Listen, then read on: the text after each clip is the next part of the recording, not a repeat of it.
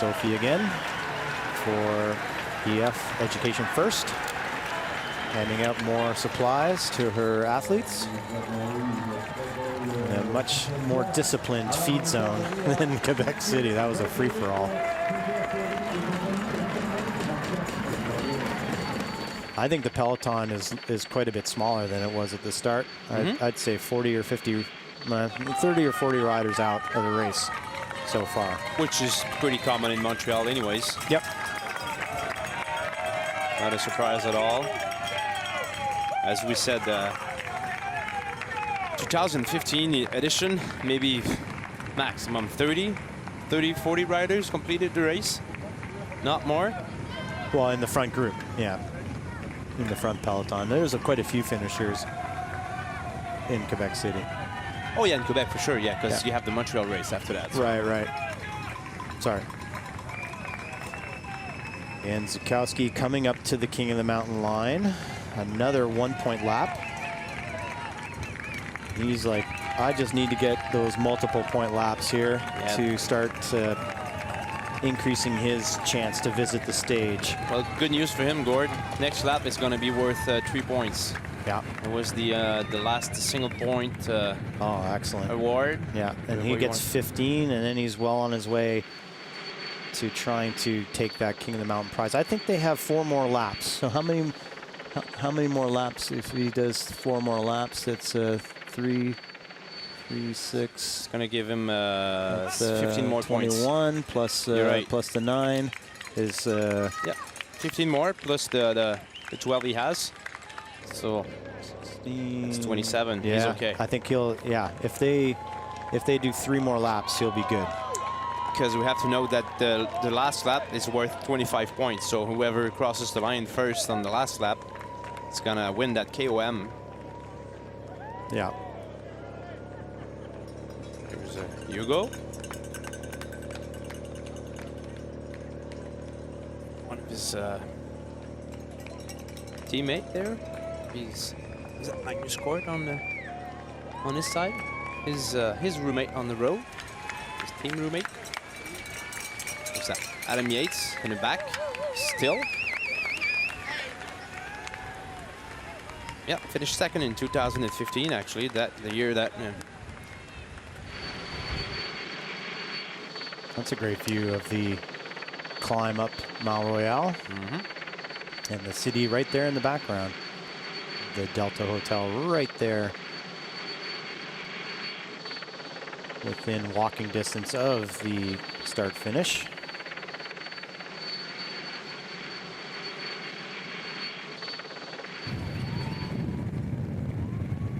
And these guys are flying down Chemin la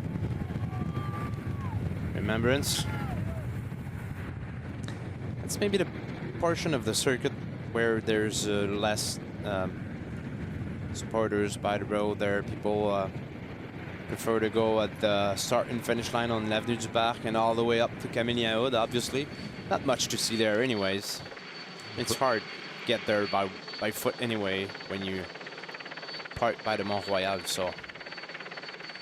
Breakaway getting as low as possible to maximize the speed. They're putting a lot of energy into this breakaway. They're trying to get every ounce out of it as you see the peloton about halfway up Mount Royal. Gap down to 5:19, 80K to go. So again, breakaway really no threat to go all the way for victory. Burtnick's still there, number 202. That's great to see. Having a great ride today. He's definitely on the limit. Former track rider as Geschke goes across for probably a nature break. Might be the next couple laps is probably the last time you can actually stop to do a nature break until the end of this race. The pace will be gradually again increasing as we go. Trek Segafredo on the left. There's Bulk Mollema. And Julien Bernard, the Trek riders, moving up. We had to wait until there were 60 Ks left to the race, Gord, Friday in Quebec City. That's right. Get some action going. 60K to go was the magic number in Quebec. We're getting close to that. Will we see attacks out of the peloton for new breakaways, or will we just see more teams adding resources to the chase? That's the question here in Montreal. What tactics do the teams adopt to increase the pace? What do you do if the gap decreased to maybe 2 minutes? Do you send a guy right away to try to make the junction, or Again, it's worth nothing? Yeah, they're not concerned about the breakaway. Nobody's concerned about the break. Okay. It's a no hope situation for the breakaway. They're just out there, you know, representing their teams, getting on TV, getting a chance for the King of the Mountain title. Really, the players in the peloton really can't even use the breakaway as a springboard, because if they get to them, those guys are dead in the water compared to fresh legs coming out of the field. So whatever's going to happen from now on doesn't have anything to do with the breakaway. No, it's all about putting pressure and hurting the sprinters and trying to win out of a small break. Yeah, that's what you want to do. You want to waste energy to the Sagans and Van Avermaets. Absolutely. And you want to make their life miserable. Yeah, because if they go with the bunch, because if you bring them to the line, they're going to win. So you have to mix things up and try to distance the big sprinters before they get. Hey, there's a poster for Ro. That was a last-minute poster as Robin Plamondon was called up at the last second. I don't see Robin anymore. I don't think he's in the pack anymore. But I do see Burtnick, which is a really good sign for the Canadian team. So, having said that about the Van Avermaets and Sagans and having, you know, wanting to waste their energy, that's why all these guys in blue there are gonna have to work more and more, because Alaphilippe can follow a great effort, you know, on Camille and still have energy to sprint at the end. I think, you know, that's what he showed in the past, anyways. I think Alaphilippe wants to get away from that trio. I think he saw that yesterday he couldn't beat them with his current conditioning. Like maybe the best Alaphilippe legs, he can take them on head-to-head, but I think you saw that he was just missing a little bit comparatively to Sagan and to Van Avermaet. So I think the Quick Step, they want to make this race hard in a spring to launch Alaphilippe into late breakaways and hopefully win in a small group. Yeah, you know, if Alaphilippe is with a Yates and a Nibali, he likes his odds there, as opposed to being with Van Avermaet and Matthews. We wished for an Alaphilippe and Kwiatkowski epopee Friday in Quebec City. Why not here in Montreal? Yeah, there's no reason to think he can't pull off a win here in Montreal. It's definitely in his wheelhouse. A little bit better on the climbs than the heavier sprinters, Matthews and Sagan. Yeah, slowly you're gonna see a change in the front of the peloton. Some teams are gonna announce themselves as a challenger for the race, or wanting to you know. Well, it's again, what tactic do they employ? Do they employ a long, steady increase in tempo, do it that way, or do they start attacking and try to make a gap? But still, Sunweb and Quickstep are controlling the front. And the back. Alaphilippe's at the back with his teammates. Number 11 there, the favored French rider. There's Char, the tall Swiss rider for CCC. Can't be too far away from Van Avermaet. Tim Wellens, 91. Tim Wellens, number 91. Yes, another favorite former winner here. So some of the big guns, probably again, like I said, this might be kind of your last chance for nature breaks. Go visit the car, get any food items that might be missing in the feed zone. Last chance to kind of do some tasks before we start getting into the fourth quarter of racing, and really where the hostilities should start coming out. You know, some of the teams like Française des Jeux, Astana, you know, some of the teams like that without a big 5-star favorite, but with good riders in their own right. Dimension Data could be an aggressive team. Bahrain Merida, they want to make it hard for Nibali, as Alex Howes stuffs his face. Likeable American, U.S. champ in the Stars and Stripes of Education First. He's probably going to be working for Sepp Van Mark in the sprint, or in Michael Woods, the hometown, close to hometown, Ottawa and Gatineau. couple hours away, the nation's capital, as we see the big figure of William Bonnet, the Frenchman, in the red, white, and blue of Française des Jeux, starting to help out his teammates in their positioning. Kind of that criterium course that I like to say. Some of the flatter city center streets as they make their way back to the left turn onto the Polytechnique climb. 5:38 is the gap, 76K to go. The breakaway is doing an outstanding job in resisting the chase. But it's only been 2 riders maximum chasing back in the field. So we see number 5, I think that is Hershey, the former under-23 world champ, big rising star of Switzerland, and teammate of defending champ Michael Matthews. We see the maple syrup products. That's the neutral motorcycle. You see the bottles in the luggage compartments. The riders can go across and pluck a bottle out of the panniers of the motorcycle. No, he gone. Yep, just a brief opportunity to do that. But the riders between the pit box and the team cars, they pretty easily can get what they need. But it's nice to have that neutral service, and in this case sponsored by the maple products of Quebec. Geraint Thomas addressing his team car there. Looking for something, the Tour de France champ. You see how tight the Ineos team car is.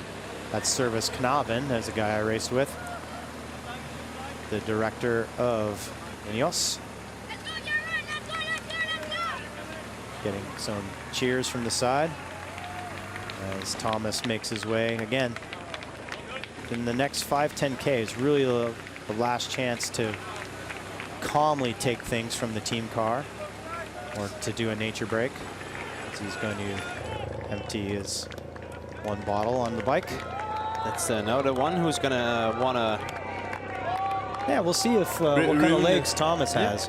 Because if he can make a good gap on the Sagans and everyone, he can hold on. He's a super. I just don't think I don't know what his form is. Like he just lost his bottle. He has to go back. He's kind of laughing. Yeah. He's going to want to win the World Championship at home, that's for sure. I mean, they were working for Lawless in Quebec, but maybe on this slightly longer and harder course, Lawless might swap and maybe help out Geraint Thomas. But Kwiatkowski kind of is the name that kind of jumps out to me as a rider that should be their first option in the Ineos kind of battle plan today. As, man, the breakaway still flying down into Avenue du Parc. They're doing a really commendable job. This lap they didn't bleed as much, maybe like 40 seconds or so. So that's a great job by this breakaway. Definitely increasing the tempo up front, making a very hard race indeed for the chase in behind.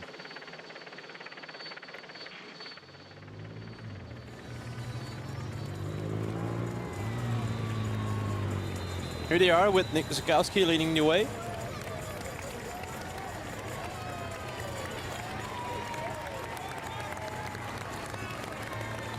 .5:30 now. The gap has steadied for about 10 minutes now. So. Yeah, yeah. That's directly because the breakaway has definitely increased the pressure on the peloton. It's 5 against 2, and it has been for a couple laps with Seri helping Frolinger back there in the peloton.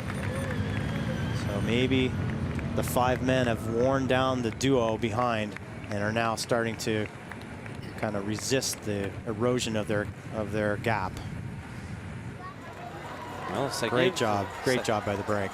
Sagiv has been in the breakaway for what, 370 Ks pretty much this weekend. Not bad at all. Not bad, yeah. Great day's work, and it's great to see, you know, the Israeli project promoting an Israeli rider as Sagiv is the Israeli national champ. Can he inspire some Israeli youth to take up road cycling? That would be great. And Chrétien takes another musette. as this team is improving year on, huh? They just signed Dan Martin, as we said, Friday. That's a huge catch for them. They're doing a really good job. I think they're one of the better pro-continental teams in the world. And, you know, bringing the Giro d'Italia to Israel was quite a feat. And continuing on with the recruitment, they're doing a good job. They're developing riders. Guys have been in there for multiple years. Boivin's been in there. Michael Rhyme, the Estonian's been in there for a few years. Ben Perry's been in there for a few years. So, yeah, it's a team that's developing, but also recruiting very well. Sparagli came across from Dimension Data. So they're doing quite a bit. Here's a resume of the race. Maybe we'll see the attack off the gun by Sagiv. The early break formed quite early, maybe 500 meters into the race. The five had come together. Up the first time up, Camille Yaoud. Nick Sikowski has been the chosen rider for the breakaway to say, you know what, I'm going to make the run at the King of the Mountain title. Only one. They can't share points in the breakaway. Only one guy can have a chance to win the King of the Mountain title. So Zukowski says, I want to be the one. And the other rider said, you know what, go for it. We'll help you do that as long as you give us a little bit longer pull through the line. So that's the highlight of the race so far. Here's the course. Start finish at Avenue du Parc. There's the Camille Yaoud, the biggest climb of the circuit. Down the Remembrance. Into the crit part of the course we talked about. Left turn up Polytechnique, down to Montpetit, the restart. Back up Claude Champagne, Avenue de Montréal, back into the start-finish area with that U-turn, back up to the finish. There you go. You know your city now. Quick. Huh? And here's the profile. You know Montreal. You can go through the course profile. Well, that's the biggest climb of the day, 1.8%. That's an average, by the way, because you have peaks at 14% by the end of Camille Yaoud. And on Boulevard Mont-Royal, that was Claude Champagne, by the way. Little kick uphill, and at the end you see a 4% uphill sprint. So it's not any sprinters that can hold on at the end there in Montreal. It's a big ask for any sprinter, the pure sprinter, to make it, but we don't have just any old sprinters in this race. We have green jersey winners, the last two green jersey winners, Peter Sagan and Michael Matthews. Green jersey, of course, of the Tour de France. You have to be a well-rounded rider to win the green jersey nowadays to get over those mountains. So, yeah, those are the routier sprinters of Sagan and Matthews. Can they be beaten? Is the 2 laps of extra elevation gain, is that enough to kind of unseat the sprinters as we see Alex Howes and Evan Burtnick? Great to see Burtnick still here in the race after his breakaway in Quebec City. Just holding on, huh? Yeah, he's been at the back, but he's still there, and this is all a learning experience. He's never been in a race of this caliber before, and he held himself very well in Quebec by being in the breakaway, making his run for the King of the Mountain. Evidently falling short, he'd finished second to Alaphilippe in the King of the Mountain title. So there's Sagan super tucking in the field. Can you imagine, though, the confidence boost that it gives a guy like Burtnick for the rest of the year and next year and everything? Incredible. You know, knowing that you can hold on with these guys now for a little while, it's huge. I'm wondering if Seri and Frolinger, if this is going to be their last lap on the front. They seem to be going quite hard, even through the start-finish area on the opposite side of Avenue du Parc. And look at the gap now. Yeah, it's really coming down. Ooh. I think they're accelerating. If there's any attacks out of the field on this lap up Camille Yaoud, that's it for Frolinger and Seri. They're done. I'm wondering if they have the GPS problem there. They lost like a minute in the blink of an eye. Yeah, well, it's never a perfect art form, you know, that onboard GPS kind of mapping. All races all over the world have problem being accurate with those statistics, so maybe Montreal is in the same boat. We will see coming through the start-finish an exact time behind just by the overhead clocks at the start-finish line. So we'll get completely accurate picture of that time gap as they go through the line. As Génier, Francis Desjeux has his wind vest in his mouth.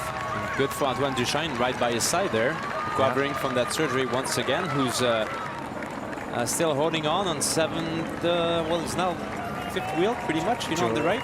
Joey Roscoff taking a bottle. Same too with Leeser from Jumbo-Visma. Yeah, it's desperate times here. See how urgent they are in the feed zone now. So the pace is quite high as we get about a 5-minute gap.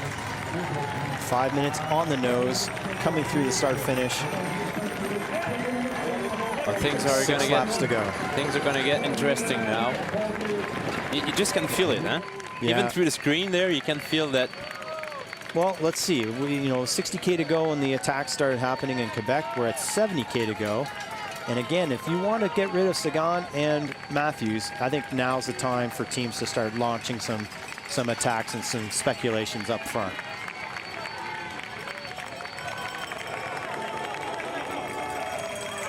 Zukowski is going to enjoy a 3-point lap this time through. Surely nobody is going to disrupt that. Zukowski is so fast too. Like if Matteo or Ryan have any kind of ambition to start their own tally in the KO Mountain, they're going to have some severe opposition with Zukowski because he's quite. Okay, here we go. Back in the field, Trek Segafredo now. Julien Bernard, who was in the breakaway in Quebec City, is now upping the pace quite significantly in the peloton. Nigel Elsay, a rally rider, discarding stuff at the back. Burtnick still there, but for how long? With that increase of pace of Trek Segafredo, now there's going to discard a bunch of dead weight in the peloton for sure. Oh, we announced it. We said 60Ks at 70Ks change of pace now at the front of the peloton. These guys are going to have to, anyway, they were full gas already. So Zukowski, I'm assuming, took that 3 points. He's still on the front. If he had lost that 3 points, he certainly wouldn't be pulling. He'd be sitting on the brakes. So Zukowski now up to 15 points in the King of the Mountain. I think they do have at least 2 more laps in them.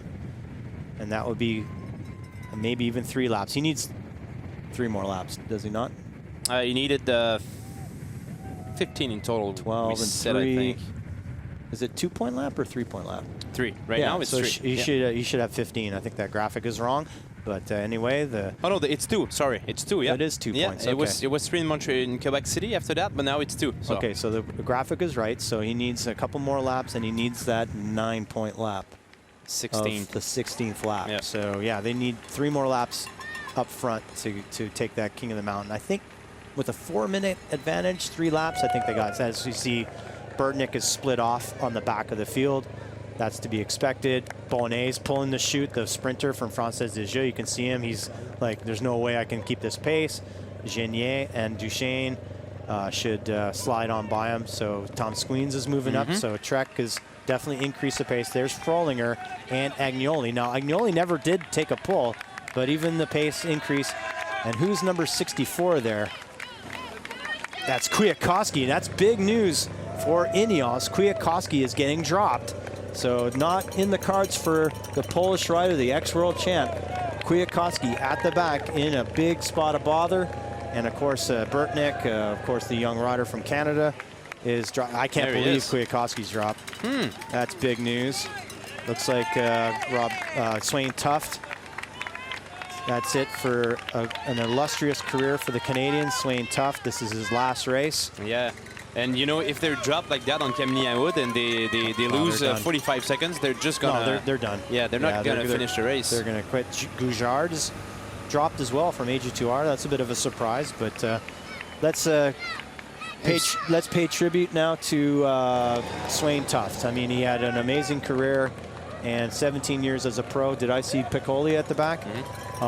That's not good. That's not a good sign. But Swain Tuft, great career, great stalwart of Canadian cycling.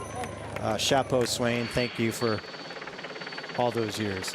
Everything he's done, 11 times time trial Canadian champion. He worn the maillot rose for a few days at the Giro there. Well-deserved retirement for Swain. Remember, we did Commonwealth Games together in 2006, and I really wanted a 42 chainring on the inside. I had 39. The climb wasn't too long. I was like, man, I wish I had a 42 chainring. And Swain pulls one out of his bag and said, take it. And I ended up 5th place. Really? I beat Cavendish for the bunch sprint in Commonwealth Games, and that was Swain. He would give you the shirt off his back if he could. It was is that Bilbao there? Looks like Bilbao, yeah. So launching an attack there. It's a great climber. It's amazing to see Peter Seri, after all the tempo he did, still responding to some attacks here. It's Tom Squeens going for it as well, in behind his teammate of Trek Segafredo. Now, let's see the effects over the top. Remember we talked about maybe there'd be some wind and it could really lengthen the field out. You see the trees are bending a little bit. I think there is a bit of wind from their right shoulder. See how single file it is up front in the peloton. It was a real attack there by Peo Bilbao. Great Astana climber. Former Tour de Beauce winner as well. So he's took out the first fireworks out of his pocket. He's ready to light it up now. Yeah, down to 3:38 with 67K to go. Again, the racing in behind isn't any way, shape, or form concerned about the breakaway. They're concerned about cracking the big, heavily favored sprinters, Sagan and Matthews. So all that attacking in the back is an effort to increase the resistance and increase the fatigue of the favored sprinters. They know these guys are dead in the water. 3 minutes and 36 seconds might sound like a lot, but 60K to go on such a hilly circuit. These guys have been out front all day for 160K already. So yeah, they're going to be done pretty soon. And for Zukowski, he just needs a few more laps of freedom to take that King of the Mountain prize. He's up 14 points right now. That's 1,000 euros for the team, but most of the recognition would be an appearance on the podium there at the end with the top 3 of the race and the top Canadian here in Montreal. Who's this going to be? Hull, Duchesne, Boivin. Piccoli was in the back of the peloton now. It's exactly where. Where's Bistrom from UAE at the back of the peloton with 66.6 Ks to go and 3:39.29. I mean, that's the gap. You can see that pretty much on almost any vantage point in Montreal. And for me, driving into Montreal to ride the velodrome in the winter, when you can see that dome, you know you're getting close. Yeah, it's coming from the west. See it everywhere. Oh, split in the peloton. Yeah, a huge split. And Sunweb is behind that split.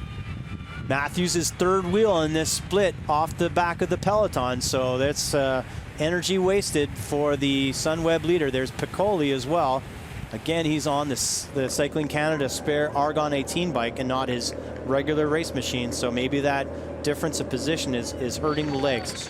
So is that the effect of Bilbao's attack, or maybe the wind on the way down, or both? A little bit of both. Yeah. Maybe a few guys just losing the wheel, and a split has occurred. So Sunweb now burning matches to bring Matthews back. Now Matthews is fine.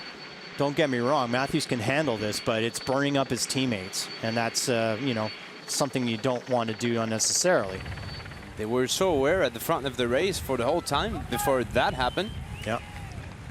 Boivin as well is at the back of the field as he'll profit from the work of Sunweb. Now it's Bulk Mollema now himself riding hard on the front for Trek Segafredo. So now Stuyven must be feeling pretty confident to have his team riding so hard on the front to make the race difficult. I can't imagine Trek riding for anyone else but for Stuyven. No Richie Port? No. I don't think so. He hasn't shown anything that would lead us to believe he's kind of the man.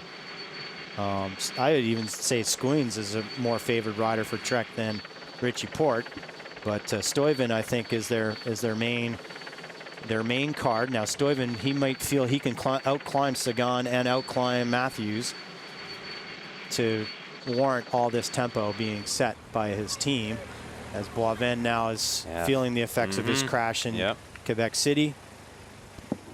Yeah, it is definitely from the crash. I mean, a normal Guillaume Boivin can finish this race no problem in the front. So that's really unfortunate. There's looks like Bonnet, Française des Jeux. Yeah, Bonnet, 106. As we said, the heavy set sprinter. He put his guys in position on Camillien Hood, and that was it. That lift of pace is too much for the big sprinter. Another Israel Cycling Academy guy coming unglued. 184. That's Jensen.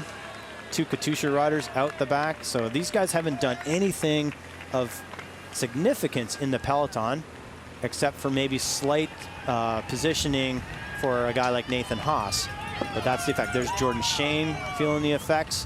Where's Piccoli? Is he split off the back on that spare bike? That's really unfortunate that he had a mechanical that he did.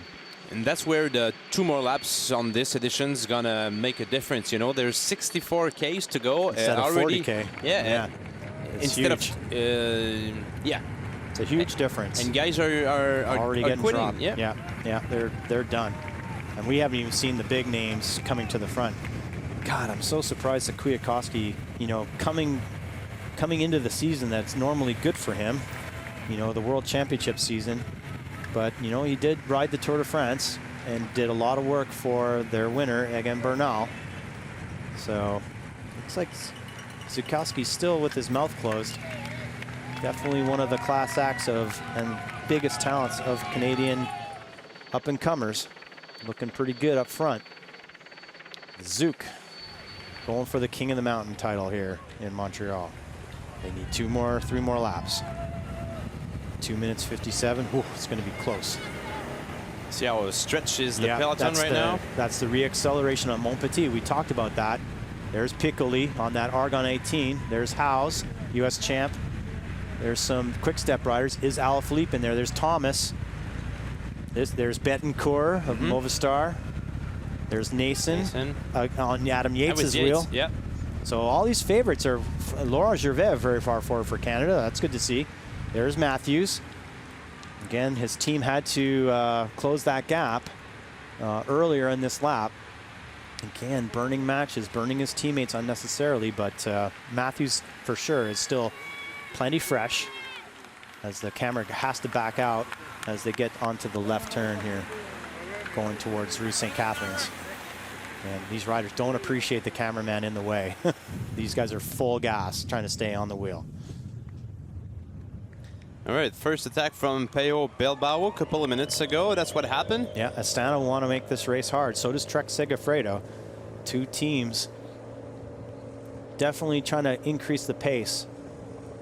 Quick step not far away, as always.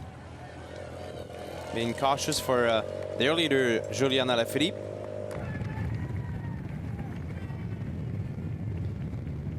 How fast? Oh. Almost lost his wheel there. That's coming down. Yeah, that was Anderson. Coming towards the Avenue du Parc. 2:46. Now, when they come back through the start-finish line, it might be the first time the peloton will see the breakaway going the opposite direction. Maybe as they make a left turn onto Camillien Hood, the pack will be coming down Avenue Mont-Royal, and they'll see them for the first time.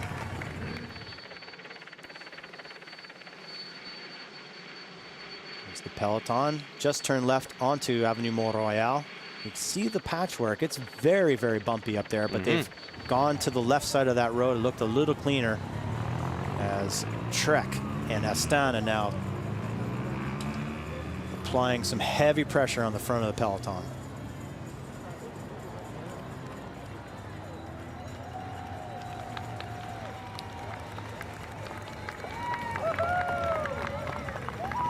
There you go. Great deal of work by these guys. Doran Kelly, the photographer right there on the apex of the hairpin. Great spot then. Yeah, got some good camera angles there. One of the better photographers on the beat. Look at the size difference between Matteo and Charles Etienne there. Yeah, Charles is very, very small, probably 120 pounds, whereas Matteo, over 6 feet tall, probably in that 165-pound range. Well, not a bad. lanky rider from Ottawa. 120 pounds, developing what? How many watts? A lot of watts. Huh? Good power to weight ratio.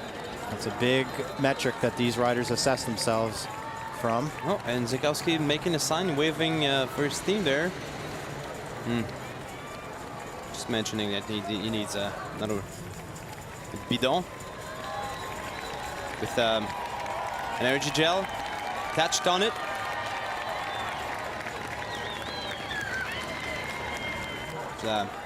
Burst of sugar there to make another climb of Camillien Hood with the Italian flag in the wind there on Grande Allée. Yeah. Behind Ulysses, Nibali's, even Piccoli's got to have Italian Italian roots, I guess. Absolutely, absolutely. James is certainly popular here. He's actually from Montreal, by the way. Yeah. So yeah, the peloton is already on Avenue du Parc, and the break is just coming the opposite way, just like I said. First time the peloton has seen the breakaway, and I think they only have 2 more laps of freedom. Is that going to be enough for Zykowski? He needs 3. He needs 3, huh? Oh man, all that for not nothing, but Astana. Look at the pace set by Astana up here. Astana, do you want to launch? Who do you want to launch? Probably Bilbao. Bilbao himself? Yeah. Well, he's done the work already. Maybe Valgren. No, Valgren's on Dimension Data now. He used to be on Astana. There's Hugo. Ooh, maybe for Hugo. Maybe he feels really good. That would be great. Or maybe Magnus Kort Nielsen. Yeah, Kort Nielsen. He's got a good punch. He's got a good punch, and he can survive climbs. And he'd be a candidate to win a race without Matthews and Sagan lurking. A stage winner at the Tour de France and a Vuelta already, huh? Magnus Kort, so he can do it. Yeah, so they are racing in Montreal now, 60K to go. Bilbao, I think Bilbao is setting tempo, so I don't think they're working for Bilbao since he's on the front. And Magnus right there, the third right in the center there, the third blue shirt, that's him. A him. little bit further back in with the blue sunglasses, yeah that's Kort Nielsen. And Hugo with the yellow sunglasses right behind. Okay, so let's see if there's any more favorites further back down the field. I saw Nyssen way back in about 100 spot. Nibali's looking good.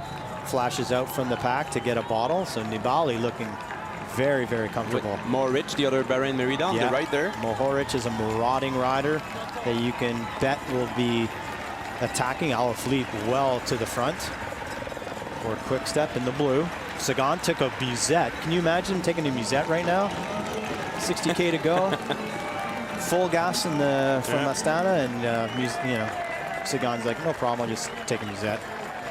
And a picture. Yeah, he's empty. He's emptying it quickly though. He's diving into it fast. He wants to discard that weight, get it in the bottle cages, and if he's short of any nutrients, he's going to put a few gels in his pocket. So.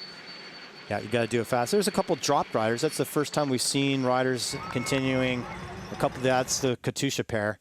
So they're going to probably quit and go straight to the hotel after checking in. They have to check in with their pit box just to make sure, like, the anti-doping numbers aren't calling their name. So, but they'll directly go. But they have to keep their phone on just in case they get selected for a random dope control.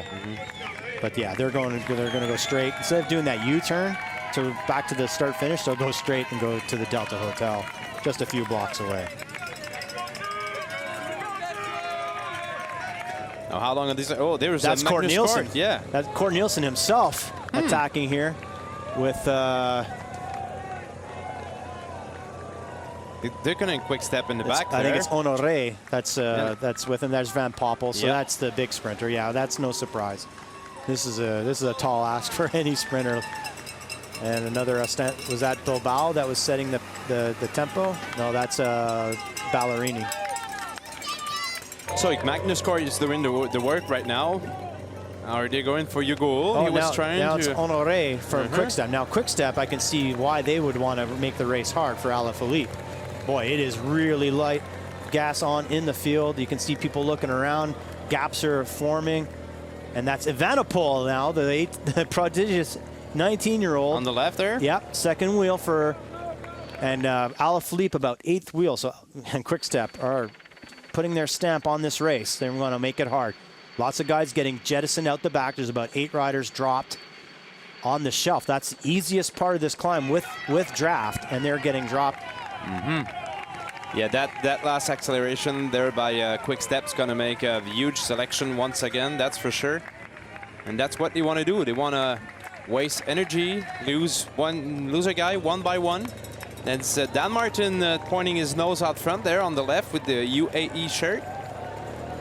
And you got Nibali still there, Alaphilippe. Oh, there's a little crack there in the peloton right out front. There's Seri. He's obviously paid his price for all the tempo he did. But yeah, Gasparotto dropped. That's a bit of a surprise. There's maybe one of Dimension Data's cards to play today.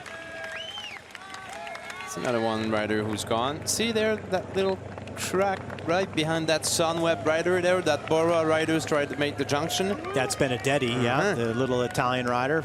Won his first race as a professional in the Giro d'Italia, nonetheless.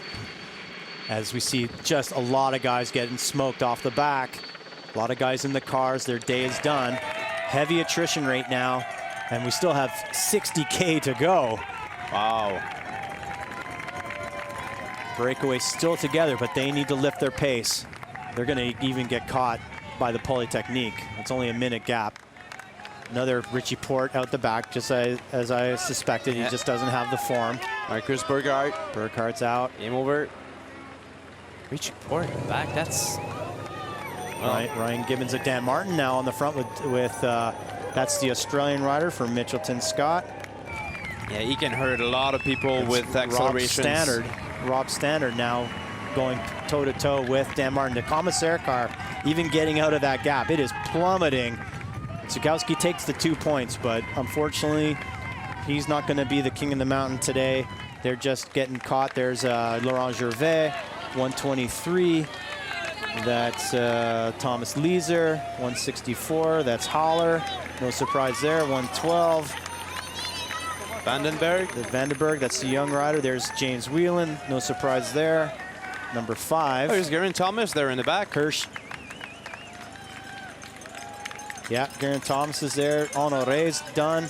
There's James Piccoli now. He's not on his bike, his personal bike, so that's disappointing for the Montreal native. I know he wanted to be part of this action up front. It's Chris Nielens, the Latvian rider, the tall, lanky Israeli rider, Israel Cycling Academy rider, up front, making the pace hard. Oh, another attack there. There's Alaphilippe. Is that Alaphilippe attacking with 55K to go?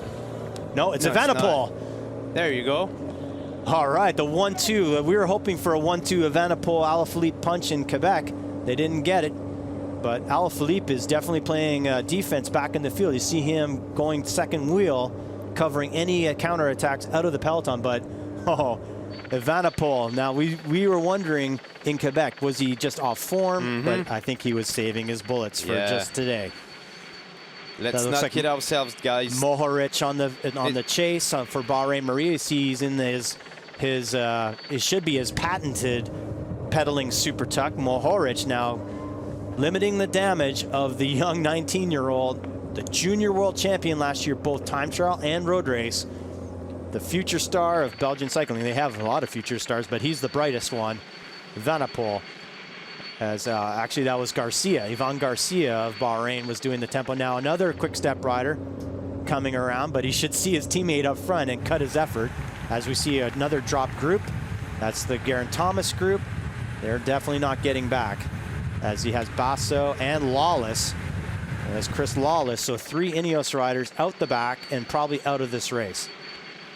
Yeah, Evenepoel is the actual European time trial champion, by the way. So there's another attack there by an Israel Cycling Academy rider. Is that Cataford?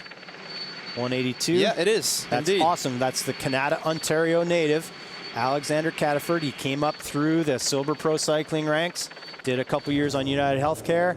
Now with Israeli, he's had a very good spring, being in a lot of breakaways. Isberg, one of them, Grand Prix Isberg in Italy. showing some excellent form, the young Canadian rider. Good luck to catch that guy, though. Huh? Yeah. Gord. Evenepoel is fast. No, Cataford has been neutralized. Now it's Mitchelton Scott with the counter. So all these little attacks and surges. This is a part of the race where you want to be quiet. But Sunweb, you see Sunweb have 4 riders, 3 teammates for Matthews, and Matthews is looking quite comfortable already. Yeah. But 50K to go with some big names throwing out some big attacks, including Evenepoel. Everybody behind Evenepoel are looking at themselves. Am I going? Are you following? What are we doing? And the guy up front doesn't ask questions. Looks like these guys are going to scamper back, including Duchesne. Geschke is there. They're going to get back to the peloton and hopefully help out their teammates for another lap. But you know, it's foreshadowing that their day will be done probably within the next lap or two. Evenepoel, what are you thinking when you have 60 Ks to go and try to launch? Try to go out front by himself. Yeah. I mean, it's audacious, but that's his middle name, I think. Evenepoel wins a lot of races in the junior ranks, and he's won some pretty big races already as an elite, foregoing the under-23 division and just going straight into World Tour, winning a classic, San Sebastian Classic in Spain. Riders wait their whole lives to win that race. I remember when Lance won when I was teammates on Motorola. What a big accomplishment that was. And here he is, 19 years old, winning it already in his very young and promising career. And you see the respect he deserves already at 19 years old. The peloton reacting to his attack, Yeah, they want to get on recognize board. who's in front, so again, the breakaway doing a great job there on the steep parts of Polytechnique. This is that criterium style course at the bottom of Polytechnique, and Evenepoel looks around, assesses the situation. Looks like Lotto Soudal on the front. That's Montfort, who's riding on the front of the peloton for Lotto Soudal, for Tim Vellens. So Montfort coming to the tail end of his career, offering his services to a former winner here, Tim Vellens. Still, again, it is Evenepoel making waves here in Montreal. It's passing Dario, former producer of this telecast, enjoying it as a fan. As again, UAE, it looks like Dan Martin maybe again attacking out of the field with a quick step rider very much attentive on his wheel. Looks like Alex Howes is about 5th wheel in the peloton, so good to see the American champ up front for Education First. You know, we'll see if Mike Woods has good legs today. Yeah, it's Dan 72. That might be Costa. Oh, it's Bystrom for UAE attacking out of the field to try to bridge across to Evenepoel. yeah, Evenepoel's not gonna make it. I think Devin Inns covering that move. Now, Devin Inns, he does have a teammate up front, but he might take a pull here and get this break off, and then they'll have 2 out of 4. We'll see if Devin Inns decides to give Bystrom a bit of a break. 85 is in there. That's Magnus Kort Nielsen. So one of their cards to play, Kort Nielsen, is responding to some attacks. So Evenepoel still is clear over the top of Polytechnique. In behind, we got Bystrom. We got Devin Inns and Kort Nielsen. Alex Howes leads the chase. Now there's some separation. Lots of attacks here out of the field. everybody wants to join. I'm wondering if Evenepoel just, slack down his effort a little bit just to wait for the others. There's no way to do that by himself. I think he's going to continue on his effort as we see the breakaway. Still up front. Still got a handy gap of about 52 seconds. And that should get him through the start-finish line as Evenepoel makes the right turn. Probably the first time he's gone full gas through that turn onto Montpetit. It's kind of coming together in behind, though. That Devin Inns group has swelled a little bit with Alex Howes and a few other riders, and the peloton chasing in behind. So kind of welding back together in behind Evenepoel. See Kort Nielsen looking around, taking a pretty big pull for Astana in the back. But Evenepoel, man, he's exciting. Mm-hmm. Between him and Alaphilippe, God, quick step. won the Tour de Belgique. Such an exciting team to watch. Tour de Belgique as well. Can you believe this guy started racing officially 2 years ago? Mind-blowing. Not bad. Mind-blowing. And Devanines is at the back. He's shepherding everybody in that counterattack in front of him. So Devanines is clearly sitting on, which is his right, with Evenepoel in between the breakaway and his group, that chase group. Alex Howes in there for education first. So again, the breakaway, do they have anything in the legs to up their tempo? I don't think so. Get that wiener dog off the road. Behind. Riders will plow right over that. Especially Evenepoel, the way he's going. Oh yeah, there he is with those cones there. Pay attention. Yeah, the riders know they're there now. The first lap was where the risk was, and you see they even pushed the cones a little bit wider to give them more exit space on that corner. So the marshals, the course marshals, identifying the needs to kind of change the course slightly, especially when the riders come through. They'll probably move those cones to allow some cars to pass through when the riders are on the other side of the course. So great job. That's an audible by the security of the race. That's Gaetan of the Tour de Beauce fame, and Pascal. Yeah, they're doing a good job with the course security there. Dan Martin in the back, or is that Bystrom still for UAE? Up the Claude Champagne there. That's that third climb, that kind of that underrated climb. Chris Nielantz now, the tall Latvian rider. And there's a split. There's a good 15, 18 riders in this split with Nielantz, Alex Howes. There's a Jumbo Visma. There's a Française des Jeux. There's an Astana. That's Kort Nielsen of Astana. Definitely a Bahrain. Is it Nibali? Nibali's in there, yes. Tom Squeens is in there. Who else is in there? Benedetti for Bora. Looks like a Mitchelton Scott. I mean, all the teams have riders in this counterattack. This is the type of break that can really hurt the legs of the sprinters. It looks like Roscoff's in there for CCC in the orange. Can they get organized? Howes is doing his part. He's taking a good faith pull. Française des Jeux guy has to go through. I think that's Rusin, Timo Rusin. He's looking around, but he should take his turn. These guys definitely have a gap. Nibali's looking. He wants to kind of encourage this break. Nibali sees that they have a gap, and he's going to take the initiative, especially on a climbing part as they go up to the Avenue Mont Royal. What's Rusin doing? And they have to work together if they want to keep back that in the going. peloton. It's full gas for Lotto Soudal, so that makes me believe that Tim Vellens, of course, is not in the front group. As up front, the breakaway still doing well. So we have the breakaway of 5. We have Evenepoel in between, and then we have a large chase group of about 18 riders with some good riders, notably Vincenzo Nibali, off the front of the peloton. So they should be collected probably on the slopes of Camilleones. We got, is that Benedetti? And Roscoff and Nibali off the front of that chase group. The American rider, Joey Roscoff, he won, I believe he won. Did he win Tour de Beauce, Roscoff? I know he won Redlands way back when. Roscoff was definitely up there in Tour de Beauce one year. Graduate out of the Hincapie team.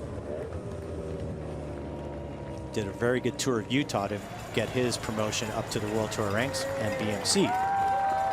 He spent his entire career up there with BMC and now CCC as the breakaway does the U-turn. Evenepoel should be coming pretty soon. And here's that counterattack. We have 2 education first in there. We have Alex Howes. And I didn't see the second one. We'll keep an eye on that. Could it be even Mike Woods? We'll see. I'll have to focus on the pink rider in that counterattack. There's the breakaway coming up to the start-finish. Only a handful of seconds in front. It is indeed Mike Woods. So Woodsy has made this counterattack with Alex Howes, hence why Alex Howes is investing so much work into this counterattack. So great to see the Ottawa native Mike Woods there coming around the U-turn right now in pink. Yeah, and you have to expect him launching an attack sooner or later on Camille Haoud, for sure. Was Evenepoel collected? Evenepoel Yes, was collected he was by by that the group. first So group. there's two Yeah. quick step with Evenepoel and Devenins in that counterattack. But it looks like the pack is starting to close in on that chase group. And Evenepoel and Squeens in the same group. 4 laps to go. Yeah.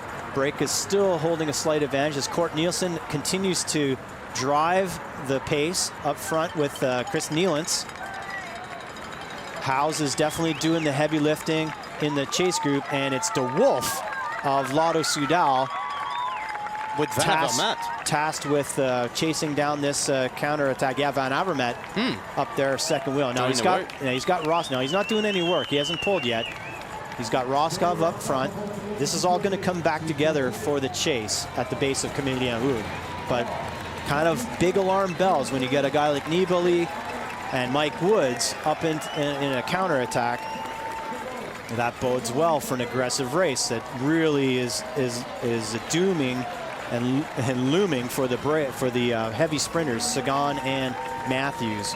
You got these climbers throwing off attacks with 50K to go, as Dalsin is now suffering from the breakaway. The tall rider from Rally, I'm sure he's given a lot. He's saying, yeah, I'm done. Go ahead. Great job, buddy. Great job by the Ottawa native. Of course, he trains with Mike Woods quite often. As we see Zukowski. Zukowski definitely looks the best out of all the breakaway. As we see lower down, it's Nielens and Kort Nielsen. Yeah. Wonder if there will be a lull now. Now that counterattack didn't move. We got some reaction, some good hard chasing from the pack. We see a couple of Jumbo Visma. That's both Tolhoek and Venegard, the two little climbers for Jumbo Visma, scampering up the right as Zukowski's going to drop his break. He needs to get going. He can't wait because he has to score points for the King of the Mountains. So great job. Zukowski's identified what he needs to do. Charles Etienne Chrétien says, yeah, I'm going to help you get to the King of the Mountain line one more time. And Ryan Anderson is also trying to come on terms with the breakaways back behind Kort Nielsen and Nielens coming out of the pack. They're hitting the shelf at the lower third of Mont Royal. Yeah, and Nick Zukowski, if he wants to be the King of the Mountain here today, he's going to have to be first on top of Camille Haoud right now and on the next lap as well. That would give him enough points to beat the last lap winner, who's going to earn 25 points. That was definitely the first round of boxing by the pack, and then they need to like sit down in between rounds here to give Zukowski a little bit more of a gap as we see some carnage back behind. That's number 34. That's Powell's, the Belgian climber. 92. That's De Wolf. He did a big turn through the start finish. Rob Britton there for Rally UHC. That's a bit of a surprise that Rob Britton is hurting. Yeah, there's that much. There's Duchesne. Yep. So Dalsin will be taken in by the counter attack. Now it's a worse place to be caught, so there's no draft. So Dalsin will probably wave goodbye to these two chasers. But you see him behind Jumbo Visma now with Tolhoek, definitely riding hard tempo in the field. So they have intentions, I guess, for Timo Roos today. Yeah, Vingegaard and Tolhoek are definitely riding hard. Now, Rusin did make that counterattack last lap. Did he go too early? Did he burn too many matches? But it's like Jumbo Visma. That's Tolhoek pulling the pin. And he's put a lot of people in difficulty, including Antoine Duchesne. That's it for him. Great effort coming back from the surgery there, Antoine. Nicolas Mas as well, feeling the effects. But it's great to see these young Canadians, both on Division 3 teams, putting the boots to Division 2 opposition. Charles and Zukowski, both sober pro cycling graduates. And now Floyd's pro cycling graduate, Zukowski, going to Rally next year. Bet you Dalsin and Anderson will be happy to see. These guys are on the same page. Charles checked behind to make sure the pace was okay for Zukowski. Zukowski gave him a little nod, said, yep, no problem, keep it up. as Dalsin out the back of the field. Well, job well done. Louis Mas game over as well. Looks like Mas is done. He was in the break yesterday, or Friday in Quebec. 76. Gino Mater, number 6. That's Kamna. Again up front. Jumbo Visma. That's Paul Martins now with the heavy tempo on the front of the field. Looks like Zukowski will take the points this lap, but I think that's it, and it's not going to be enough, unfortunately.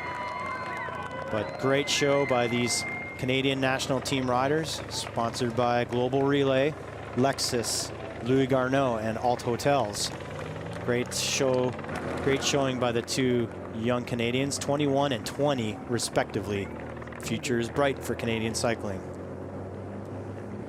Great work by these guys. Just under 5 hours of work, of hard work, hard labor. Zukowski's really, you know, earmarked for success. Going to rally next year, definitely our best prospect. Charles had a bit of a kind of a year in the woods with Interpro. That's a team that kind of globetrots. It's Rusin in the back there, Gord. Did you see? Yeah. It was pretty in the red zone there. Yeah, he looks like he's hurting with toll hook. So that will be over. So who's the Jumbo guy in the front making the work for? It's Paul Martins was doing the heavy lifting at the front. Because Van Poppel's gone. I think De Plus may be their best play, best card now. But yeah, he paid the price, Rusin, for being in the earlier counterattack. You see, just the Canadian guys doing such a great job, and now is that Mohoric? Yep. Yeah, this guy can descend probably faster than almost everybody in the peloton. And is that Matthew's second wheel there? No. No, that's that might be Hershey for Sunweb. Little cracks in the peloton there. Definitely not Matthews. Yeah, a few little cracks here and there, but not too much. I don't think, you know, the alarms aren't ringing too hard. You got two Canadians up front. Did Nealance and Court Nielsen, were they brought back? I think they were. Yeah. So it's just the two Canadians. So there's really, there could be a nice lull. There's Polansch coming up for UAE. Hold on, is that him, Court Nielsen, second wheel there? Now we got a split in the bunch. So yeah, these riders will suffer to get back. And is that Sagan? 21. He's got a black helmet, so. Looks like Sagan is in this. It is Sagan. Sagan's in this split, yeah, and he's doesn't seem to be too interested in coming back. So that's a surprise. Sagan, see now that extra 20K, you know, there's 40K to go. So if this was 20K to go, you'd be bet he would be more motivated to come back. But with 40K to go, being dropped already, signs aren't good for Bora Hansgrohe and world champ, 3-time world champ Peter Sagan. There's Jay McCarthy is with him, so maybe McCarthy can dive on the grenade and bring Sagan back up to the main field. But still up front, the two young Canadian riders, Charles Etienne Chrétien, 20 years old from Amos, and Nick Zukowski, 21 years old. Another Quebec rider is Ryan Anderson there, is just getting collected from the field. Yeah, things have settled down a little bit now after that first round, as you said, Gord. We're going to have many more rounds anyways. There's 40K to go. There's only two riders from the early break, so they're really not a threat. So there's a bit of a lull. The bit of boxing last lap didn't really create any kind of separation, so time now. Will they allow Sagan to get back in? See, that's the issue right now. This is the, yeah, they're going to make it back, but that's a bit of foreshadowing. If Sagan's already out the back with 40K to go, that's not a good sign. But they're going to let Sagan come back into the peloton. Will it be a mistake? Is Sagan just playing a little poker, saving a few bullets by just letting the wheels go over the top? Letting a guy like Sagan back into a race is, you know, is risky tactics.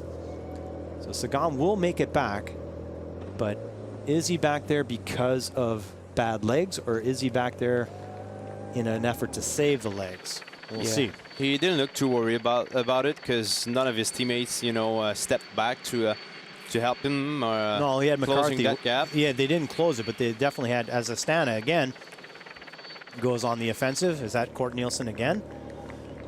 That's Polanch, who's in between Anderson and the Sunweb rider, as Zukowski goes on now by himself.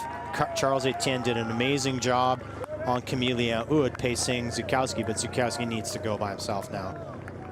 He needs another lap to win the King of the Mountain. His race is to the top of Camillien Oud next lap, so he's got about 10 kilometers of racing left. It is Court Nielsen in behind. Looks like Van Rensburg, the big South African rider from Dimension Data, now scampering across the gap to these, now Polanch on the front of that chase group.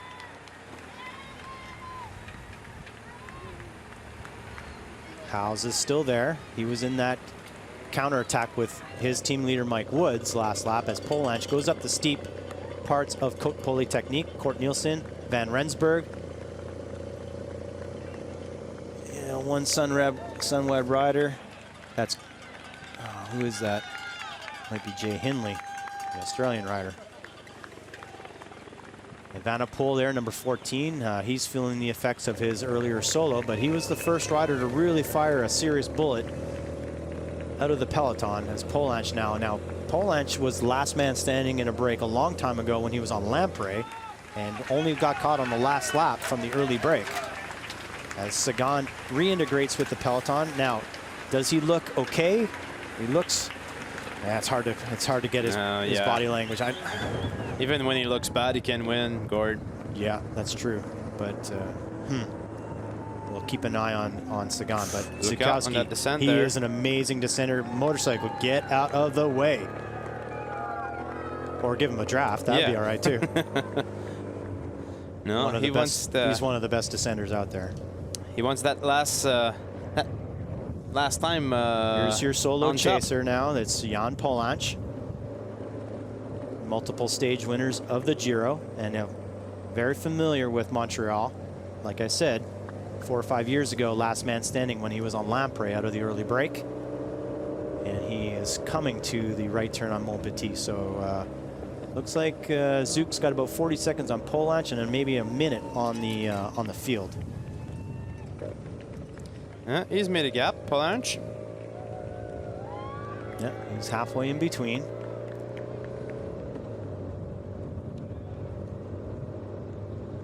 So Zukowski showing his class, being the sole survivor of the early move. Great job by Charles-Etienne Chrétien. And who's that coming back? That's Bystrom coming back for UAE. He was lighting up the race last lap in that counterattack. So you can see the effects. You go after a guy or go on the attack, you do pay a price. As Charles should be very attentive and sit up and wait and get the draft of Polanch and actually just profit from the Slovenians' ingress across to Zukowski. Back in behind, I see Française de Jeu. I see, looks like maybe even the Canadian champ of Davos. Was that him, second wheel in the peloton? But Zukowski's flying up front. He should be making the right turn onto Champagne. This is the third climb. Yeah. The bumpy climb through the ritzy neighborhoods. I think he's gonna make it to the top. Oh yeah, he's gonna. I think he's gonna make it at least to the start finish. No, to the top. I mean, of Camillien Oud. Yeah, it's gonna be touch and go, I think. But his finish is definitely one more time through this King of the Mountain line, and what an amazing ride! I didn't think he had a chance. He's so strong, Zukowski. Can do it all. Can sprint. Can time trial. Can climb. Definitely the best prospect of Canadian cycling for many a year. There's Jumbo Visma once again up front. You were right. I think that was Adam De Vos there, Canadian champion, second wheel. Oh, did I get that right? Yeah, I thought so. There's a young Canadian you were talking about. Yeah, so Chrétien will just sit on the wheel of Polanch. I'm sure Polanch won't even ask for a turn. Gets bit there forever today. Yeah, and he's got his teammate up front, so yeah, Might as well take the free ride. So great job by the young 20-year-old Canadian. In behind again, Française des Jeux. That's the second attack that I've seen from Française des Jeux in behind in the field. Looks like Mitchelton Scott responding to that. That's Jewel Jensen in the black and yellow of Mitchelton Scott going across to the Française des Jeux rider. Yeah, and a quick step in AG2R right in the back there. Lots of action at the front of this peloton. Ineos rider. Can't be Thomas. I don't think it's Lawless. It's not Kwiatkowski. Who does Ineos have left? Basso's out as well. Might be Halverson or Castroviejo. Zook is just crushing it today. I had him for 3 years. Probably one of my favorite riders to direct. Showing his class here in Montreal. Just needs one more half lap to get on that stage. Behind, Polanch with Charles Etienne. It's pretty disorganized there in the backcourt. Yeah. You know, everybody's looking at each other. It's that bumpy Boulevard Mont-Royal. Oh, could be Daryl Impey. Yeah, it is. And he's looking back at an Education First rider, and that's 16. Seb Van Mark. Seb Van Mark. Now that's a guy who likes to attack, and he's in great shape. He won Grand Prix West France Plouay. Very hard single-day race in France just in the lead up to this race, so showing good form is the Belgian, Seb Van Mark. He's with Daryl Impey. That's quite a good duo. Still 37K to go, and we're treated to some great racing already, Mike. This extended parcours this year, 2 extra laps, I don't think is going to disappoint. It's going to disappoint Sagan and maybe Matthews, but not us fans. We're going to see some great racing. Still 37K to go, and big names are coming out to play. Yeah, the race would be at his last lap last year at the same time. So can Matthews, Sagan, Van Avermaet hold on? Can Alaphilippe's been very quiet. He's been quiet lately, yeah. He's taken advantage of Evenepoel and Devenines doing some attacking. So he's saving his energy. Still, the pack is kind of regrouped. So that gap that has Zukowski increased, it might have been just that lull and has allowed quite a few riders to come back. Oh, that man's got a long way to go up top coming out if he wants to be the king of the mountain today. He's made the U-turn. He's coming back to the start-finish. And he'll see the charging peloton on the other side of the road. But again, his finish line, he's got about 5 minutes to go, and his race will be a smashing success. So Polanch still off the front, as well as Impey and Sep Van Mark. Charles will hold on to the base of Camille Yaoud, and then he'll probably have to let go with those tired legs from the early break. Here's Van Mark and Impey. Another Mitchelton Scott. Now they already have Impey up there, and that looks like Lucas Hamilton, or is that Jack Haig? Might be Jack Haig going across to Impey. See the position of Sagan? Yep. Right at the front. From right at the back to right at the front in a space of about 3 or 4K. Again, that's just the ability of the world champion, the multiple-time world champion is Impey now, and Sep Van Mark. We have, that's Thomas Leeser of Jumbo-Visma. Making it very hard in the peloton. A lot of mouths open. Sagiv is still there from the early break, the Israeli champ. Really incredible. Great to see him still there as Van Mark and Impey go across to Polanch and Chrétien. Jumbo-Visma with Tom Leeser now. Sagan's really close to the front. Is he going to go get a bottle? Desperate times in the feed zone. Very desperate to get the hydration they need. Yep, Sagan did go across to get an SIS gel. Betancourt's right there. Movistar have quite a few players up and around the front. I see Nathan Earl of Israel Cycling. I see Cataford of Israel Cycling Academy. A lot of his, there's Sparagli is quite far forward, so Israel Cycling Academy looked very, very good as well. A lot of numbers still in the pack. up front. Let's get to Zukowski. Let's see what kind of gap he has as the Leeser group is being brought back. Still got the Impey group, but Zook has to make it to the top of the climb this time by. He's looking back. It's all in for him right now. It's about 20, 25 seconds to Impey. Van Mark, Chrétien's going to let go as expected. Polanche. I don't think it's going to be enough time, and these guys aren't going to allow Zukowski to win the KOM points. Yeah, and that push by Impey there is going to hurt him. Yeah. Now, if these guys get caught, the 3 riders get caught, there might be a lull, and that might be enough for Zook to get the gap he needs to hold off for the points. But only if those guys get caught. That's what I want to see. Oh, we don't. Yeah, we didn't see him. No, he's on the other side of the tree. He's on the other side, so he's got a good 20 seconds. Yeah, he's got a K to go, maybe. It's going to be close. Yeah, he's got about a K to go. Amazing ride by Zook. Allez. 35 seconds. That's his final sprint right there. Yeah, his finish line is at the top. As the right there. That's Vingegaard came across to the 3 chasers. That's Jumbo Visma. The young Danish rider easily scampering across that gap like it was nothing. Let's see where is he. He took that left turn about, what, 15 seconds ago? Yeah, are you counting? And they're not there yet. Gap? So this is what they need. So it's all going to come back together in the pack. And this resulting lull, so it's Montfort of Lotto Soudal that welded the group back together. So again, Montfort doing some great work in the twilight of his career. Zook's got... That's gotta hurt, Gord. That last part there's the worst one, too. And he's only done 180K already. And a push Friday as well. A couple of pushes Friday. Love that Garneau helmet and glasses.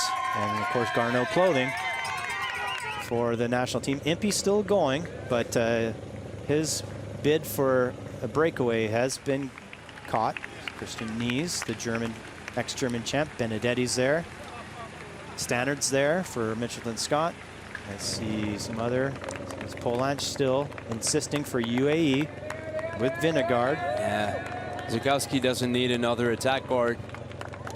Another great attack would kill him. Yeah, right but this now. This is the right guy. If anybody's attacking, Polanche has got to be a bit tired, so it's not super fresh legs coming out of the field. So that's good news for Zukowski. Could be worse.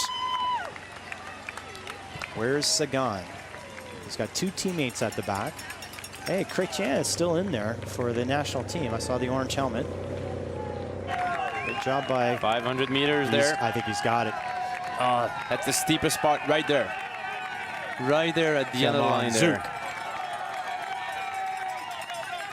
I'm wondering if people are aware of what's going on right now by the side of the road. They don't count points. They don't have an update on that. What they are aware of is a guy that's giving his maximum, and they appreciate the effort. Yeah, and he's wearing a Canadian jersey, so everybody's crazy.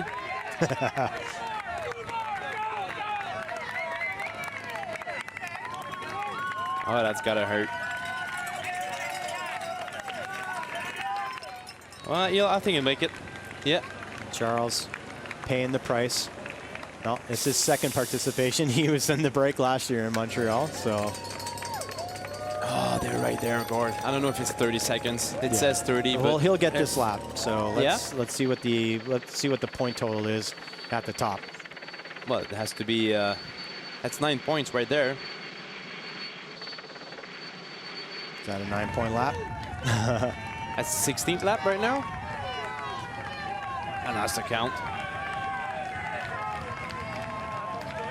Amazing ride. Looks like he's got it. He should just pull shoot after that line and reintegrate with the peloton and get some recovery. Chapeau, Zukowski. Let's see in the pack if there's any attacks out of the peloton. We saw Bilbao attack over the top. We saw Evenepoel last lap. Let's see who's the newest taker for attacks in the peloton as Zukowski. Easton Cockpit of the Floyd's Pro Cycling Van Dessel machine. And there's the lull that we were expecting. Slight lull in the peloton as Nathan Earl of the Israeli Cycling Academy noodles off the front. Looks like a reaction from Astana. Is 53. Looking for the team car. That's Greg Abole, Slovenian rider. So if my calculations are good, 27 points. There yeah, you go. I think he's got a good chance. But the only thing that can ruin that, if it's the same guy that crosses the line at the 17th and the last lap as well, it's not going to happen. Yeah, I think that's a big long shot.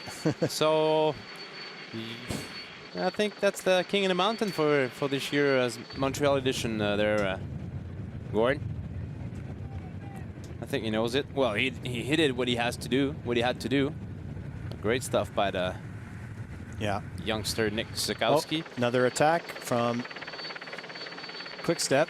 That's Evenepoel again. Yeah. Evan, what a great rider. Suderlin, the big German rouleur on his wheel. 81. No, and that's Hugo Oud with him. The yellow glasses right there. Yeah.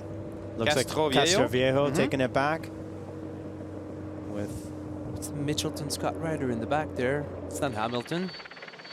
Might be Jack Haig. Might be even Bookwalter.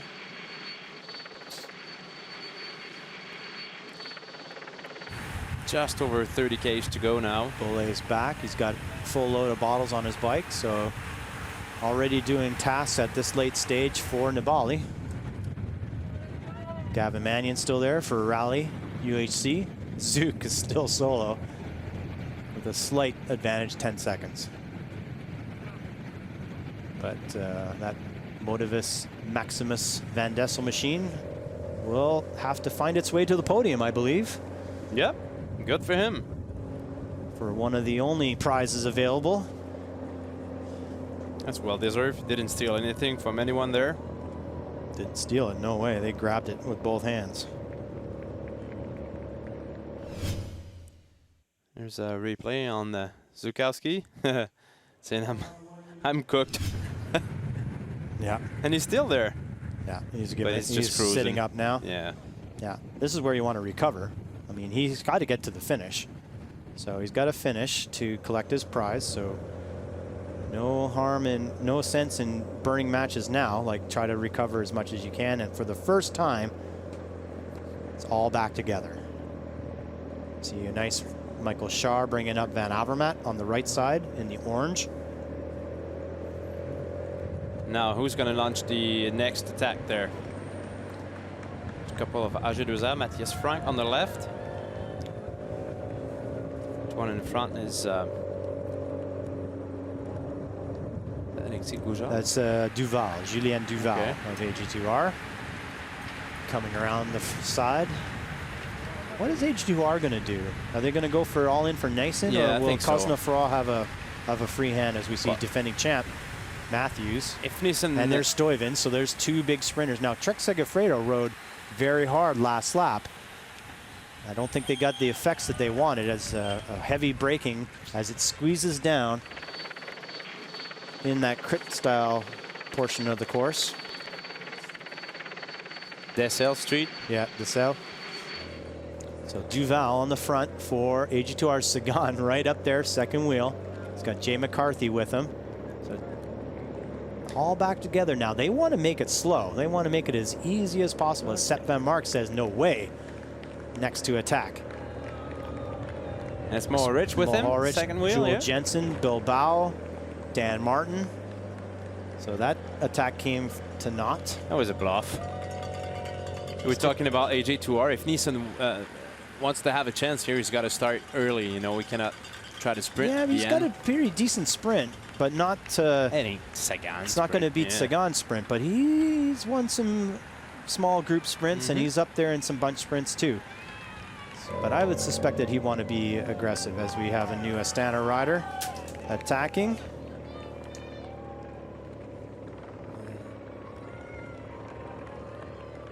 Ballerini. No, it wasn't Ballerini. Ballerini's a lot bigger. the Italian rider. That might be Wilsey, their young rider from Denmark. And we see, looks like Jack Haig with Dan Martin now up the Col de Polytechnique, countered by a Française de Jeux rider. Yeah, Martin's gone. Again, this is all in an effort to make life miserable for Matthews and Sagan. Looks like a Sunweb rider has tagged on. Interesting that Sunweb would actually follow moves and not simply weld things back for Matthews. That looked like Jay Hindley. Maybe it was Vervick of Sunweb. Whoa, look at that pace. Betancourt's at the back here, 67. Castro Viejo at the back for Ineos. A couple Française de Jeux riders. Casper Asgreen. And Zook is still there. Again, he wants to at least get to the start finish in the group and do 2 laps by himself off the back to finish the race and collect that prize. Squeens, that's a bit of a surprise to see Squeens so far back. Closing things up right now. He likes to go on the offensive in this type of scenario. Legs might not be quite there for the likable Latvian.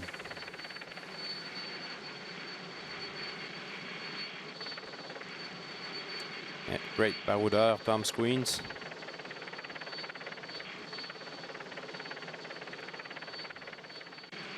Under 30 Ks to go now. Place your bets. Is an early attack gonna last to the end, or I'm gonna have yeah, there's gonna be attacks all the way to the finish, I think. Yeah, but is it gonna last though? Oh yeah. Yeah, there's a lot of guys still in this group. A lot of guys don't want to take Sagan or Matthews to the line. A lot of teams want to make this race hard. We haven't seen much from Movistar. We can see them being very aggressive here in the finale. Zook still holding on there. Asgreen. Van Poel far back. Some of the Movistar guys. There's Alaphilippe. Now that's surprising for him to be that far back, but looking like he's okay. Benedetti right in front of him.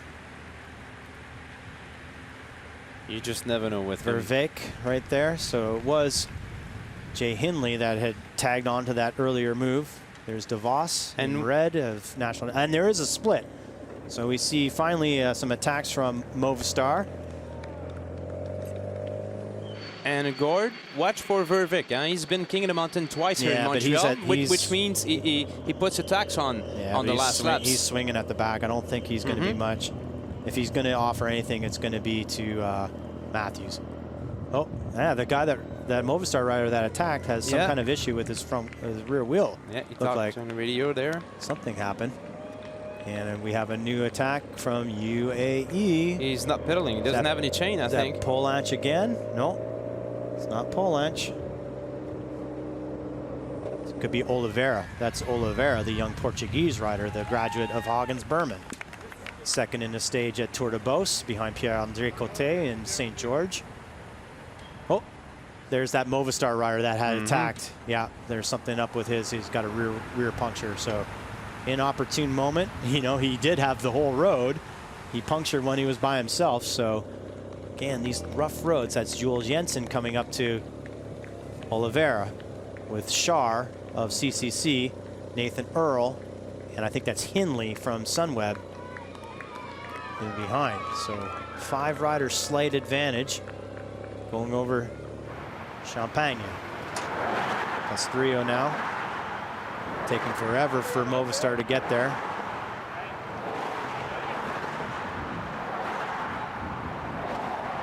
Yeah, he's like, I was off the front when I punctured. So a bit discombobulated wheel change by Movistar. That's Oliveira. Again, the young Portuguese out of the Hagens Berman program of Axel Merckx with Nathan Earl, the Australian rider for Israeli Cycling Academy, chasing with Shar, Hindley. And they got a small gap. Bit of a lull in the peloton, so about 7 or 8 riders clear. With Zukowski and Bistrom, Benedetti. Looks like Adam Yates is at the back. Not a good sign for Mitchelton Scott, but they do have Jules Jensen up here. Looks like Van Rensburg is there Education First have a rider. Is that Woodsy? Shaw doesn't want to collaborate I there. do believe that's Mike Woods. Ottawa rider living in Gatineau, and of course now making a full-time home in Andorra. Quick step rider in that counterattack. Was it Alaphilippe? I'd suspect if Alaphilippe was in that counter, we'd have a stronger reaction from this, what remains of the peloton. Again, about 15 riders detaching. Earl, Schär, Hindley, Oliveira, Jules Jensen, Van Rensburg, maybe Bilbao of Astana. But the Israel cycling guy asked Schär a couple times for a relay Well, and didn't want to take it. Why would Schär pull? He's got Van Avermaet. So yeah, he's kind of blocking the progress of this breakaway. Montfort is there. Looks like Jay McCarthy maybe of Bora. There is a quick step rider in the back.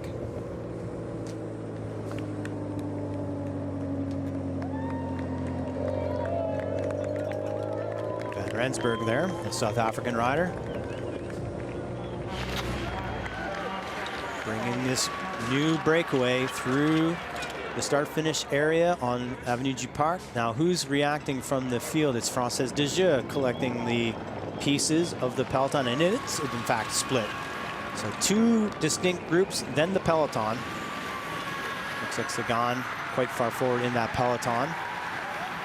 So that should come back pretty easily. So we do have a breakaway, about 10-15 riders. There's Evenepoel. There's Devon Eanes. Is that the breakaway?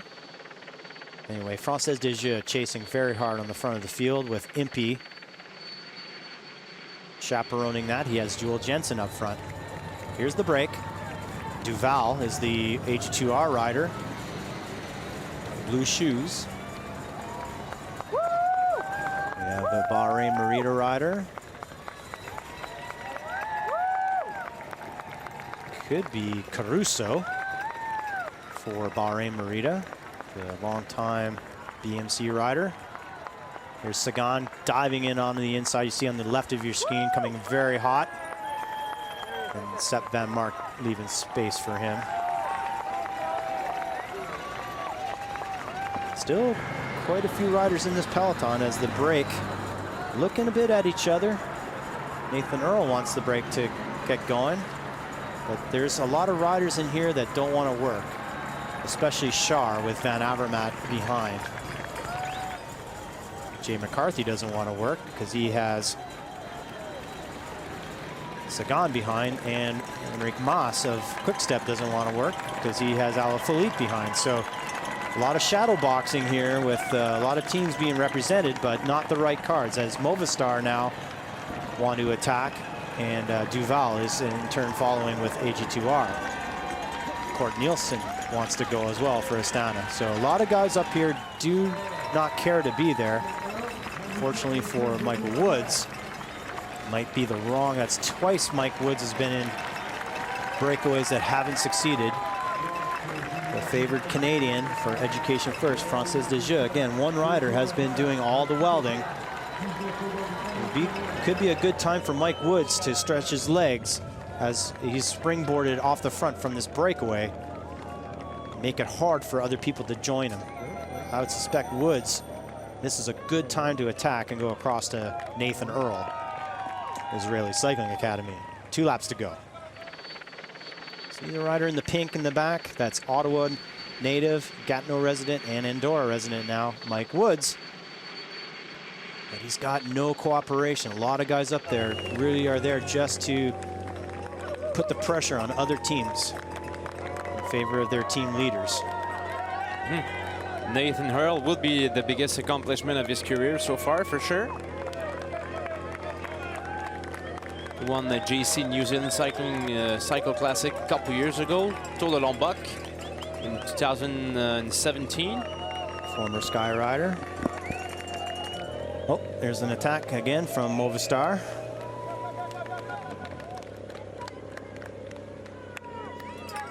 Still no reaction. Kort Nielsen has gone numerous times for Astana. Mike Woods there on the left-hand side of your screen in pink has cut his effort.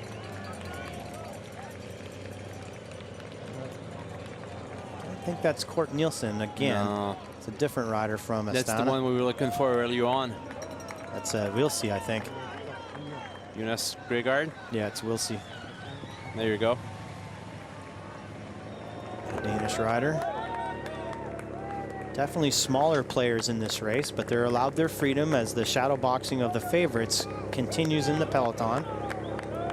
So pretty good news for a guy like Zukowski to stay in the peloton for another half lap or so, get him closer to the finish line to collect his King of the Mountain prize. As we see, looks like maybe it's Hindley again for Sunweb, or is that Verbeek? That might be Verbeek. Now, you predicted Verbeek to come back to the front. I thought he was dead in the water, but I think Verbeek, you're right, has recovered, got through the pack, and gone off the front. It's Zukowski, amazing, still in the pack. Is it the only Canadian team left in the peloton right now? Yeah, I think he's the last Canadian, yeah. With the disappointing day for James Piccoli with that riding the entire race on a spare bike. I mean, that's nobody can really overcome that. So we got Nathan Earl, we have a Movistar rider, we have Wilsey of Astana, and then we got Verbeek with heavy lifting. Now he doesn't want to go too hard across. Like, this isn't very serious right now, as the Movistar rider is Ruben Fernandez. Doesn't need to go that hard. He just wants to weld. You know, again, this is all about the pace that's comfortable for Matthews. Matthews is for sure right now on the radio saying, yeah, perfect. Bring him back slowly but surely. No increase of pace. DeVos is quite far forward for a rally. That's great to see. Here you go, fifth wheel as well. Nope, who's stopped here now? There's a quick step car. That's Evenepoel. What happened there? Oh, puncture. It's not bad in that stage of the race. Yeah, and he was looking like he still had some legs left to give assistance to Alaphilippe. 19 years old.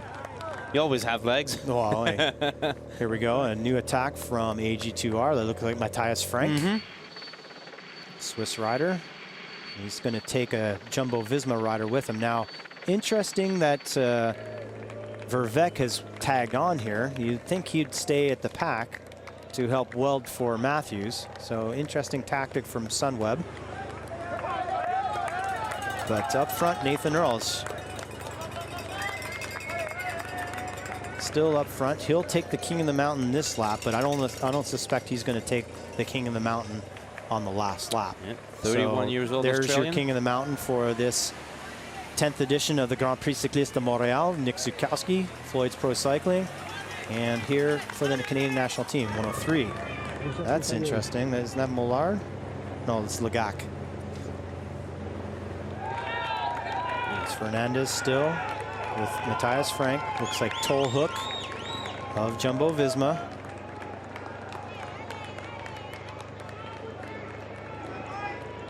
Venedert of Lotto Soudal. That's the next attacker, is Jelle Venedert, former King of the Mountain of the Tour de France and stage winner. Rolling back the years a little bit here, but Venedert now has Tim Vellens given Venedert green light to go on the offensive. Some of the favorites now still keeping their powder dry. Alaphilippe hasn't attacked. Mike Woods is right there, third wheel. Good to see Woodsy still ever present. Rui Costa there, second wheel, former winner of UAE. Benedetti's suffering there for Bora. And Zietz, it looks like Andre Zietz, the Astana rider in his last year as a professional, still at the pointy end, as Asgreen of Quickstep is feeling the effects at the back. Yeah, Alaphilippe was right in front as well. The back of the peloton, a couple of bikes in front of Asgreen. That's risky. That's risky. Risky being that far back. Still looking for that golden helmet, though. I haven't seen it for quite a while. He's done very well to hide himself as Van Avermaet. Michael Schar has been very instrumental in disrupting the breakaway attempts. Yeah, if he's there, that means Van Avermaet's in the shot still. Oh, for sure. Yeah, but Nathan Earl still persisting on his solo adventure. With a lap and a half to go here, 20K and change. A slight advantage, about a 15-second advantage as he goes down to the Mohoric patented position. Oh, they were there. You can hear them pretty much. Benedirt has been brought back by Movistar.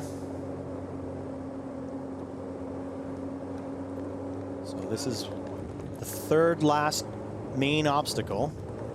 Côte de la Polytechnique in about 2 or 3K. We still have that small climb up the Champagne. Will that climb be a springboard? We were suspecting of that last year in its inauguration. Didn't really come to fruition. DeVos now, surprising to see Adam DeVos, the Canadian champ. Great to see him up here with 20K to go, confirming his national. And here's Evenepoel. Now it's surprising that there's no cars giving him any assistance. Here comes Mitchelton Scott. Now, are they going to do the gentlemanly thing? Yes, they are. See the brake lights go on? So that's very nice etiquette by Mitchelton Scott and Matt White, bringing Evenepoel back. That's gentlemanly. That's all in the family right there, and that Mitchelton Scott would expect the same if one of their favorite riders is in the caravan. I'm sure Quick-Step would do the exact same thing. So it looks like Evenepoel will get a very good draft from the Mitchelton Scott car to come back to this group. Sagan right there, still up there in the middle. Third row, right in the middle of the peloton, as Nathan Earl again continues his solo adventure. One last break for the peloton before the last fight there, Gord. Yeah, just one more lull. I'm surprised there's a lull with 20K to go. I would have figured there'd still be attacks, but you saw that the attacks, the 2 previous laps, really didn't have the effect that the teams were hoping for, so it's kind of discouraging. And it's just playing into the hands of Sagan and Matthews. As many kilometers as possible with this lull. And you see that big bunch. That's a big draft for those sprinters. They're laughing all the way to the bank if it stays like this. It's the Julien Duval out front there. That's Duval still, yep. That's in the back. Whelan's still there. I think Alaphilippe went up a little Conrad's bit. still there, Polach. Yeah, Alaphilippe's making his way up. DeVos, there's Impey, 51, that's Nibali. Mohoric still there. Bahrain still have a lot of cards to play. Bollé still there. Sure, Cobrelli's still there. So Bahrain Merida, they're kind of sleeper here. They do have a lot of guys left. Here's Evenepoel making his way through the caravan. He's at car number 4. See the number 4 there? That's the 4th car in the caravan. So watch them give him the apex of these turns. See how they braked? Now that Lotto Soudal or the CCC car needs to hustle and get back. Well, looks like Evenepoel got onto the next car. So good stuff. And he's up to his team car.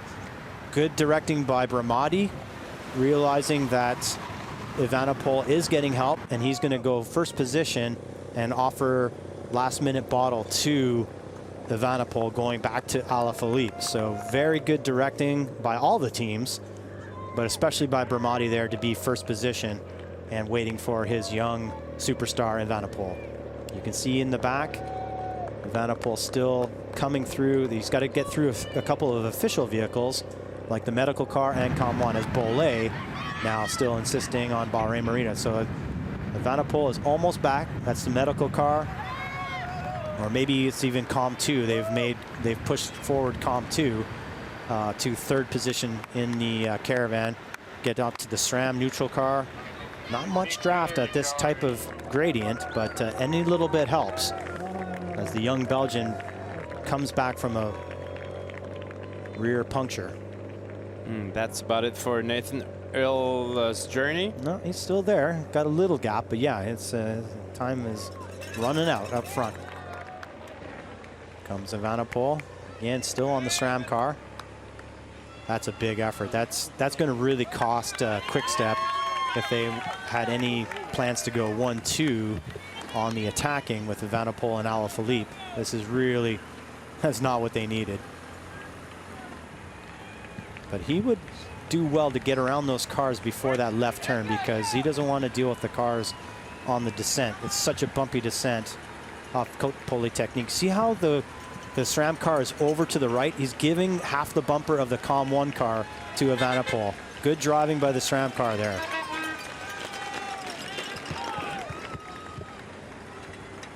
Yeah, because he would have been slowed at the end of that slope going down there after the Polytechnique. You know, that big turn, the cars have to slow down. Yeah, he's got to get in the bunch right when he did. So good job by Evenepoel. Good job by all the drivers. Nathan Earl still up front, as he has been for almost a half a lap. Good cornering technique. I'm just kind of panning back on the field and seeing where some of our favorites are. Not seeing anybody of note too far forward. Still Bahrain Merida. Now, it's just interesting that Bahrain has chosen to kind of chase this move down. You'd be thinking that they'd be more interested in attacking and making separation from the group, as Evenepoel is going to suffer the effects of this restart at the back on Montpetit. We talked about this at the beginning. You see Benedetti pulling chute. Look at all the cracks. This is very heavy pedaling in the peloton.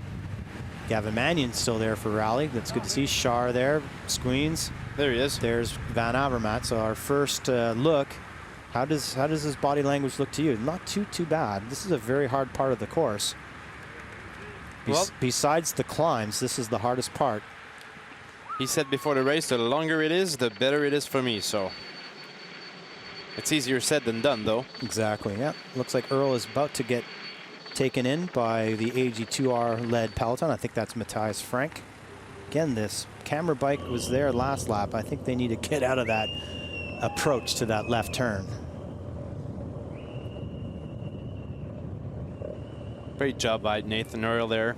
Yeah, Israeli Cycling Academy. Again, I think Sparagli is still in that peloton. Again, a fast finisher. Former MTM Quebecer rider. Christian Sparagli, the Italian. Poor Evenepoel. Still there. Again, good marshalling by the volunteers out there to push the cones a little wider to give the athletes a bit more exit space.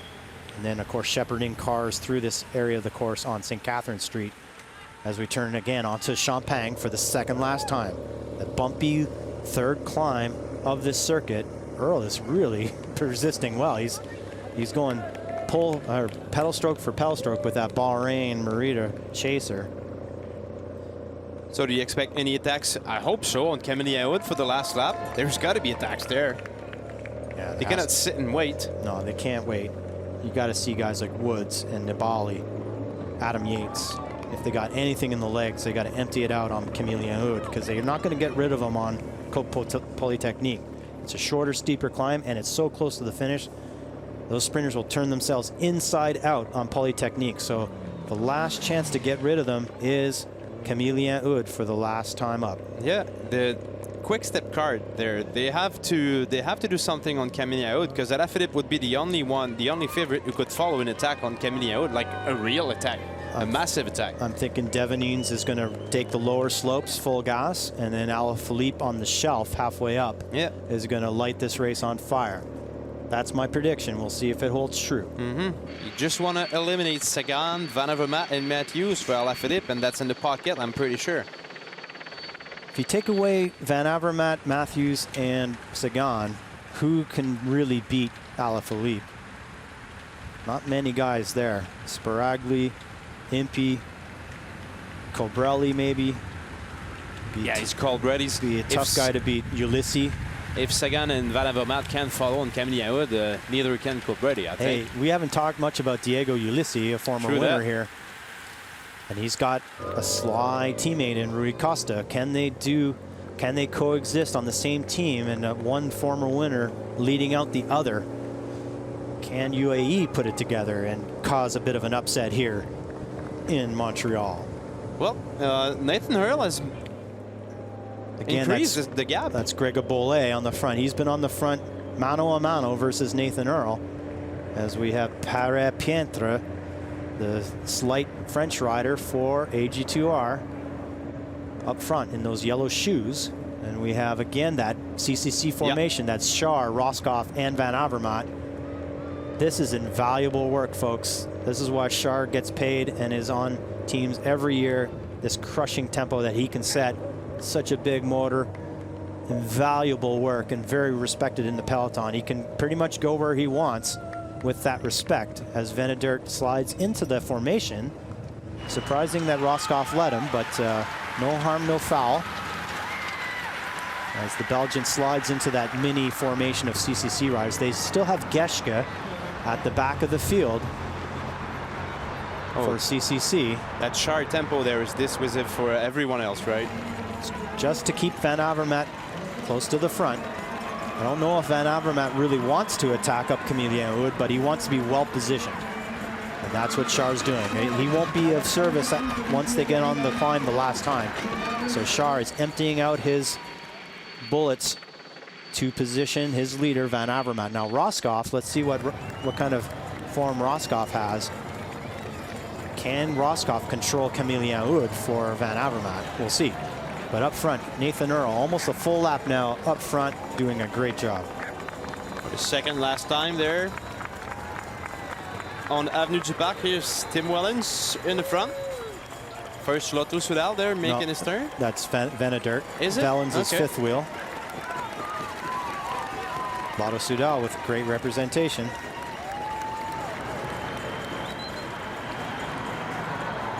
Nathan Earl. I think the time's up for him, but great to show the Israeli Cycling Academy jersey. You know, they have Montreal-based backing with Sylvan Adams, so they wanted to show well, and they certainly have. But can Sparagli come up with the big result? Now I'm looking back, and I'm seeing Costa and Ulysses, or that's Bystrom, Eric Bystrom bringing up Ulysses up the side. You see in the white jersey there, you see a couple AG2R riders, Sagan himself. Sagan's taking wind, though. He doesn't want to be in the wind. See how he's looking side to side? He wants to get on the wheel. Interesting that there's no Bora rider alongside Sagan. And you saw right behind Sagan, Ulysses, eh? Last lap. Yep. Who's going to be the one to attack? We need to see go. some fireworks. They have any chance to beat the big three sprinters, they need to go this time up. Where's Matthews? We haven't seen him. I think we see him just around the pink cluster. About 15 riders back, I think I see Matthews on the wheel of a teammate. Education First have options in Van Mark and Woods and Bettiol. And Alaphilippe's making his way up. See on the left-hand side there? Well, it's on the bottom there. Middle screen. Wow. Earl has been brought back. Yeah. Who's going to be the next to attack? It looks like Conrad now. Oh no, that's Mollema, excuse me, in the white, about fourth wheel. The Dutchman likes his time in Canada, won the Tour of Alberta overall. Char pulls the pin, he's done. As it's you say there.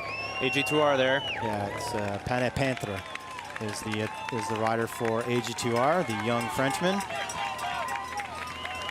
Panepantre. There's Bolle done and Nathan Earl done. Great job by Earl. Chapeau, mate. Great job. Christian Nies. Nies is done. Okay, races up front now as we have Panepantre still on the offensive. We have, is that Costa or Bystrom of UAE?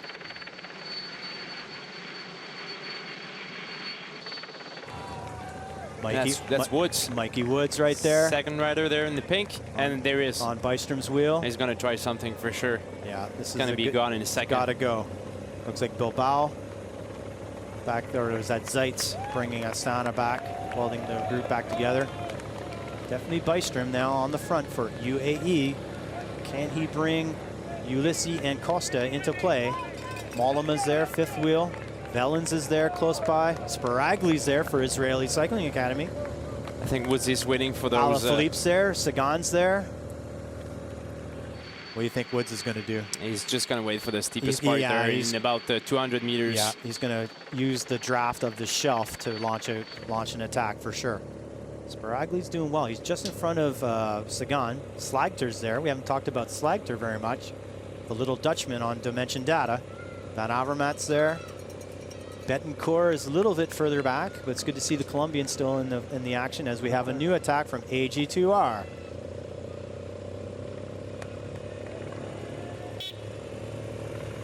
Could be Peters, huh? Franz Peters. And Woods Giro pull stage off. winner. I'm surprised. Did you see Woods? See? Oh. Might just be playing. Let's see. Who's that guy there from AG2R? I think it's Nans Peters. Mm-hmm. Recent Giro stage winner. Frenchman? Looks Looks like Nibali Yep, is it in is. behind with Devanines. See, there was And is that Sepp Van Mark, the Education First rider? no, it's the Woods, I think. Yeah, it's still Mikey, you're right. Go, Woodsy. See, that was his plan, to wait right there. But Yeah, this is do or die time for Woods. I think this is his only oh, and his that's only Yates card. there. Fifth wheel, Mitchelton Yeah. Scott. Yeah, Yates and Adam looks Yates. like Haig as well. So 2 Mitcheltons quite far forward. And see in the back there, Van Avermaet disappeared from the screen. Yeah, That's what's happening right now. They all have to go for it. Lance Peters, yep, that's what I thought. Woods is coming across with Enrique Mas. Wasn't Devanins, it was Mas, the Spanish GC rider, as Joel Jensen is out the back. Verveck's out the back. That's it for Joel Jensen. 116 is Van Mark is out the back. So Woods is pretty much, I think, the only card for Education First now, as Mas and Woods come on to terms with the flying Frenchman, Nance Peters, as back in the field, it looks like Jack Haig. Yeah, because Yates is the second Mitchell. Ulysses right there, Van Avermaet's right there, Alaphilippe, Vellens, all the usual suspects. Can Woods create a gap? He needs to gap these bigger riders off over the top of Camille the last time. Yeah, it's almost over though already. Yeah. So they have too little, too late, but good effort from the Ottawa native, now living in Andorra. Vuelta stage winner and third in World Championships, honing his form for another good run at Worlds. Look at the mouths wide open. Van Avermaet, Ulysses, looking good back there is Michael Valgren of Team Dimension Data. Now, watch for Valgren. He's a sneaky attacker. He wins races on the sly like he did at Het Nieuwsblad. But watch for that rider in the green helmet. Sagan's there, but I don't see any red shirts in there. I don't see Matthews, huh? No, we just saw Sagan moving away. See there, Sagan just behind the Dimension Data rider there. I don't see, but there's no no sign of Matthews. No. No sign of Matthews. The red jersey in the back is a Bahrain Merida. It's got to be Nibali or Moritz. Matthews isn't there. No Michael Matthews. It's De Plus at the back for Jumbo Visma. Be huge. No Matthews. Come on, let's get to the front here. There should be more attacks down the Remembrance. Van Avermaet second wheel. Definitely a quick step rider up front. Alaphilippe's in the back too. Yeah, See? Alaphilippe's in the back of the group. He's got a teammate up the front. That's going to be in hand. That's going to come in handy. It's quick step having 2 riders here. Peters, of course, is there. Woods is there. Van Avermaet. That's Enrique Mas. So 2 quick steps. Yates is there with his teammate Haig. Sagan's by himself, I believe. Watch out for Valgren in that green helmet. That's Peters again. Takes a flyer. Is that Peters or is that his teammate? No, I think that's Peters. Still Peters. Yeah, he's pedaling super tuck. Ulysses doesn't want to close the gap. He needs to sprint for the win. So he needs to get off the front and get some cooperation. Here's the second group. Now this is the Matthews group. Yeah. The Sunweb pulling in front. He's got 3 teammates, so they got a big, it's a tall order. That's a big gap. They need to close that gap before Polytechnique. If they can't close it in the next couple K, I think it's game over for Sunweb and Michael Matthews. Look at the Peters effort there. It's incredible. Yeah, he did it all the heavy lifting on the Camillien Oud. It's huge. Doing well. I don't know if that's Peters, though. He looks a bit lankier than Peters. Okay, who would that be then? So let's see if we can get the. It ain't Neeson, it ain't Cosnefroy, it's not. Duval. It might be Cosnefroy. Let's get that camera on the number. There we are. That is 42. Yep. It's Cosnefroy. Yep, there you go. Good call. Yeah, Cosnefroy is a bit lankier than Peters, so he has a teammate in that second group. You see the AG2R in the background. Yep. Causing havoc in that. And everyone's going to look to Mas to sell out for Alaphilippe, right? Yeah. So this is a great ride. See with Alaphilippe, he's trying to get some recruitment. So he wants some water. Does UAE have 2 riders? No, that's Mollema and Ulysses. So where's Costa? Now, UAE does have 2, and it is Costa and Ulysses. So one has to work for the other to close down the gap to Cosnefroy, the young Frenchman. Can he pull off the big upset here in Montreal? He's flying. The important piece here is Mas, who's got to do all the work for Alaphilippe. If he can bring Alaphilippe to Avenue du Parc, everybody's toasted, I think. I think Quickstep and UAE got to get on the same page. Yeah. Mas for Alaphilippe, and Costa for Ulysses. As it's Sparagli now coming out. Now this is a sprinter type rider. He doesn't want to close the gap. He wants to sprint at the end. Tim Vellens also looking around. This would be a good time for Vellens to go, as he does. He does in turn go and come over top of Sparagli. But Cosnefroy, they can't underestimate this young Frenchman. He's had some good results lately. Wondering where's the bunch behind, though. The peloton. Peloton is still led by Sunweb, yeah. Mm-hmm. But they are a good 10-15 seconds behind this group. Maybe more. I'm wondering what's the gap right now. So it's Vellens, Sparagli, and Mas. Look like Valgren now coming out of that chase group. Keep your eye on Valgren. That guy is lethal in a breakaway situation. He's hard to bring back, but first they got to bring back the Frenchman, Cosnefroy. So we have Cosnefroy behind his last main obstacle of this race. Vellens is going. And Sparagli. With Mas, Sparagli, and Valgren. It's Yeltsin Selector there, dimension data it's back Valgren. There? Oh, yeah. There you go.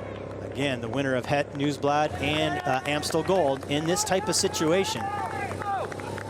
Cosnefroy just needs to get to the top and his chances greatly increase. About 6K to go.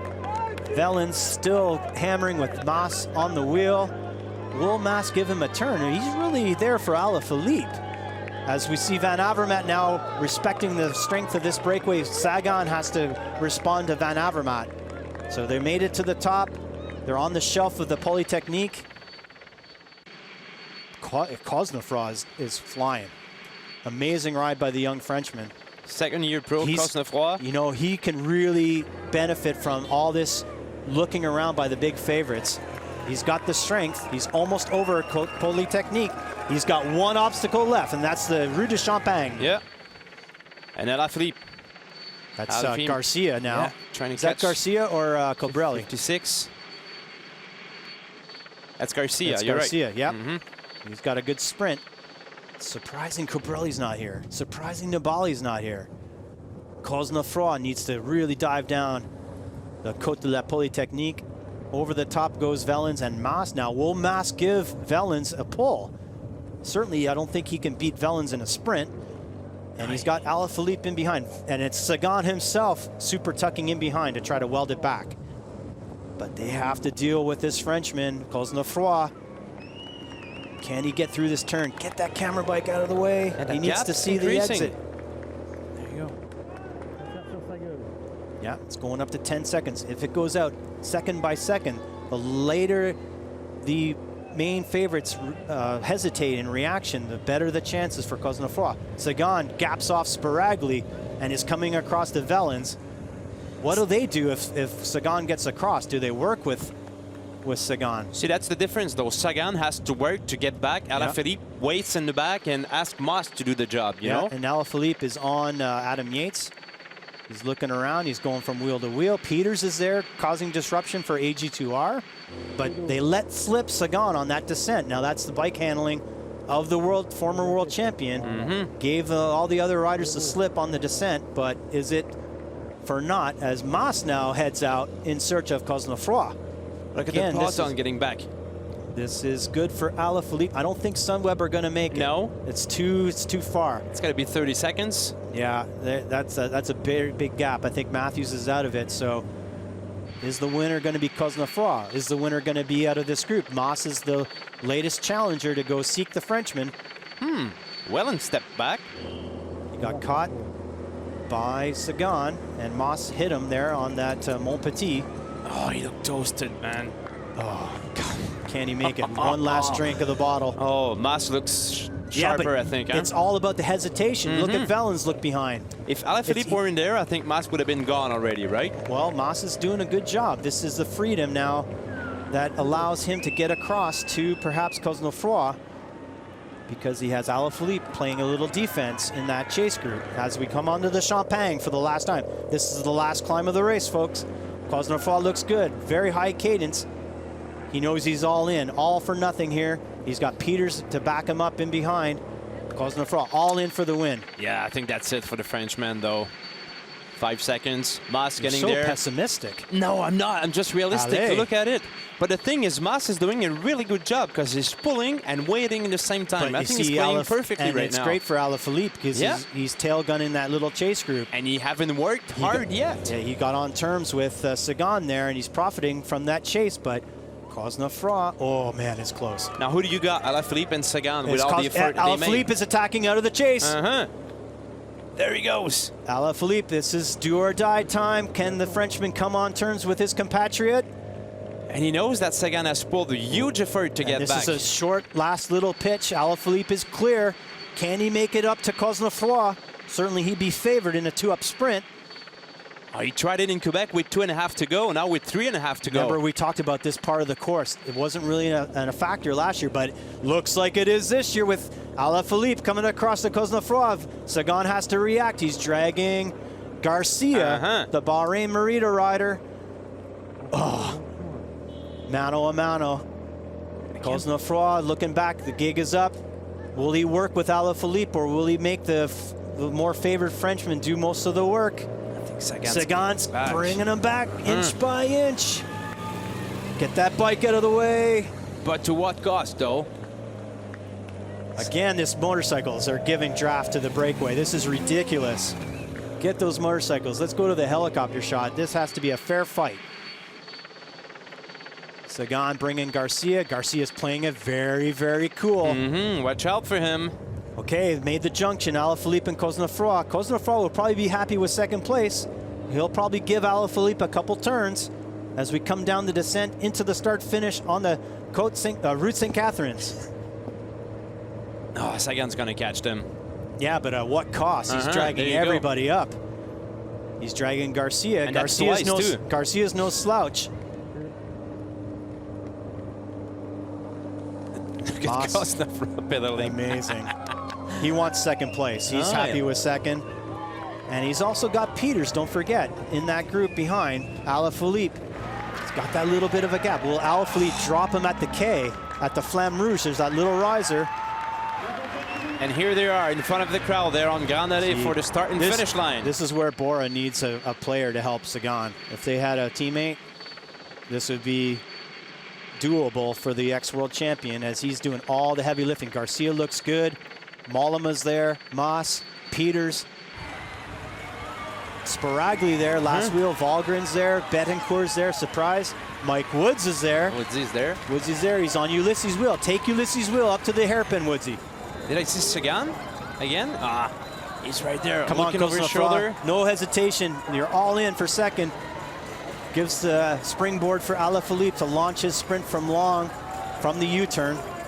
Do they have a gap big enough to withstand? They're checking, as it's Jack Haig now, bringing the field back up.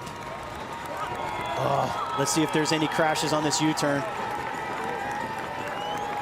Oh, wrong gear for Peters of AG2R. Oh, Alaphilippe's got to go. He's got a gap. But look at Jack Higgs coming from the back there. Oh, that caused no frost. Don't argue, just go. And Alaphilippe's making his way up. Peters is on the wheel of Jack Haig. Watch for Sagan back there. Costa's right there. Cosnefroy is going. Is he going to drop Alaphilippe? Alaphilippe slides across. Peters looks good. Ulysses and Costa, can they work together?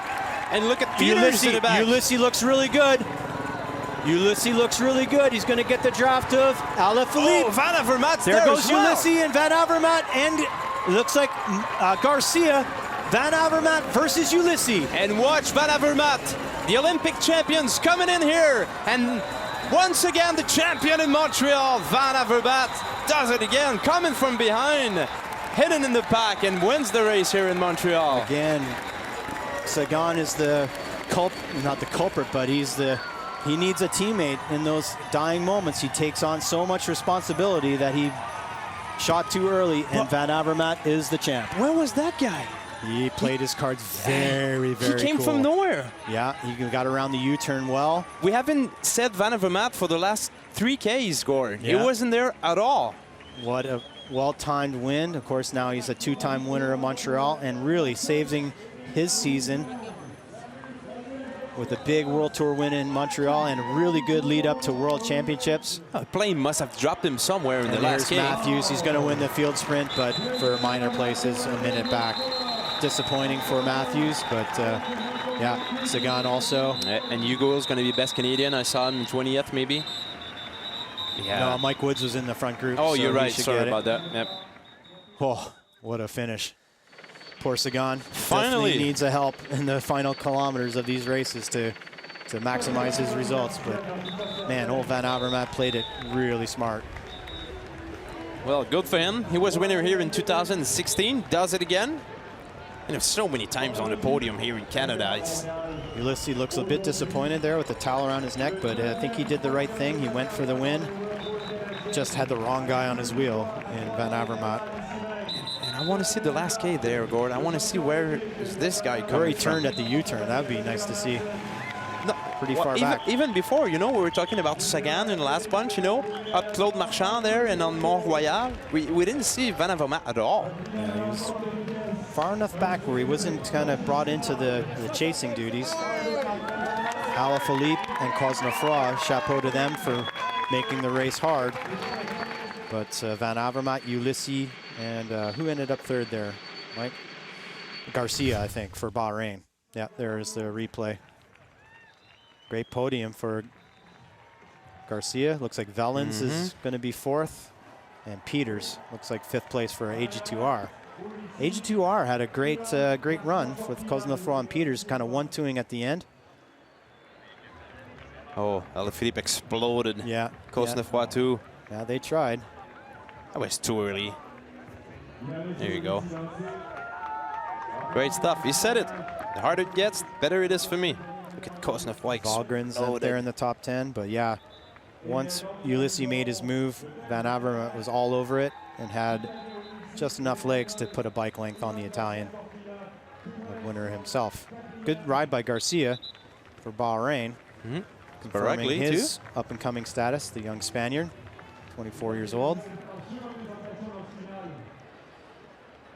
Yeah, he's in his biggest gear, 53.11, going up that 4% climb after 220K. With the golden bike, the golden helmet, and the golden prize here in Montreal. Those are courageous. So we should have a good podium at Van Avermaet, Ulysses, Garcia. We'll have the king of the mountain as Nick Zukowski. Yep. Top Canadian, Mike Woods there in 8th place. Great ride for Woodsy. I don't think he'll be too disappointed with that. Valgren 5th. Good ride for Dimension Data. Good point total there. Good point score. Sparagli, great ride for the Israeli Cycling Academy, the pro continental team, getting a top 6th place. Rui Costa, former winner. See, Costa never did get to Ulysses. Now, if he had gotten a lead out from Costa, maybe that could have been the difference. But Costa just didn't sell out for Ulysses in the finale. What was Cosnefroy complaining about, though, on the last 400 meters there? Cosnefroy, because Alaphilippe was trying to play him to do an extra turn.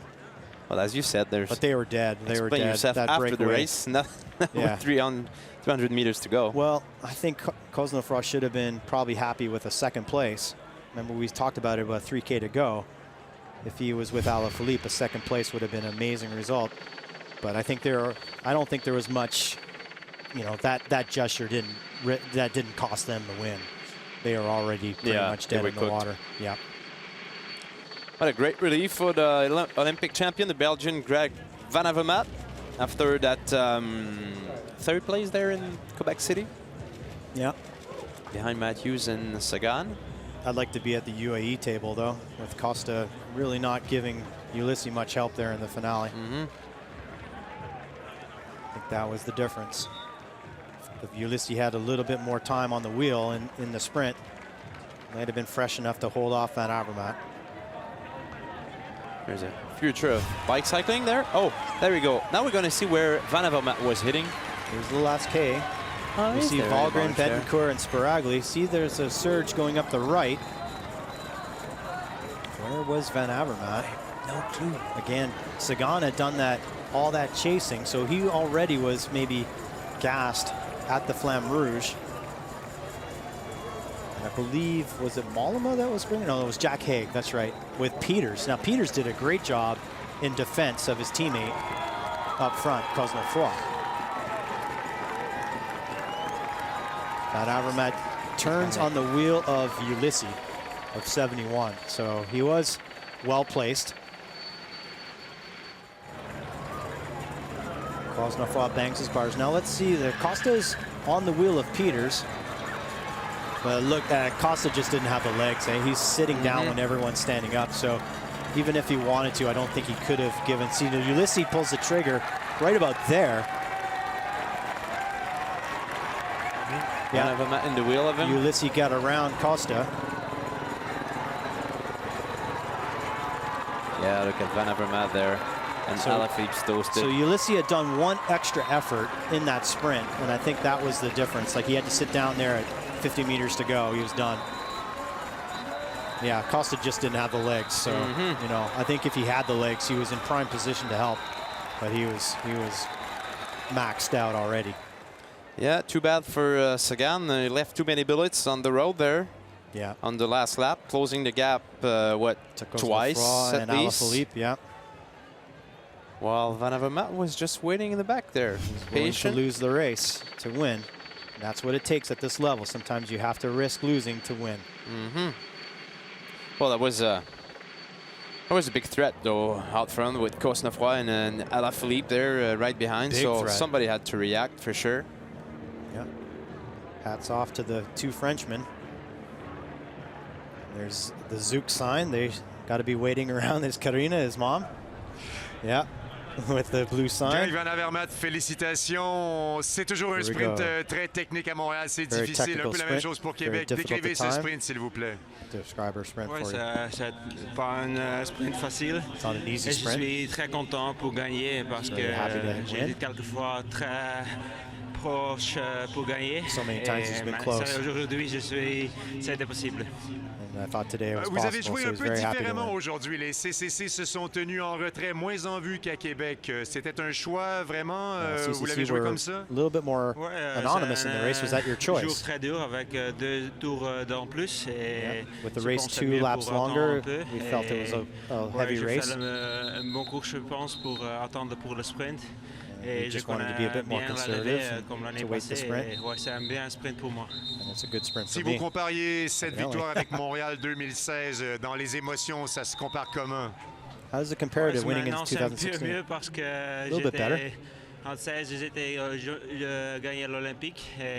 2016 was the year he won the Olympics, so déjà quelques mois pour une victoire it's been a few months since a win, so today feels a lot better than 2016. Excellent pour le moral avant les mondiaux sur route en Angleterre.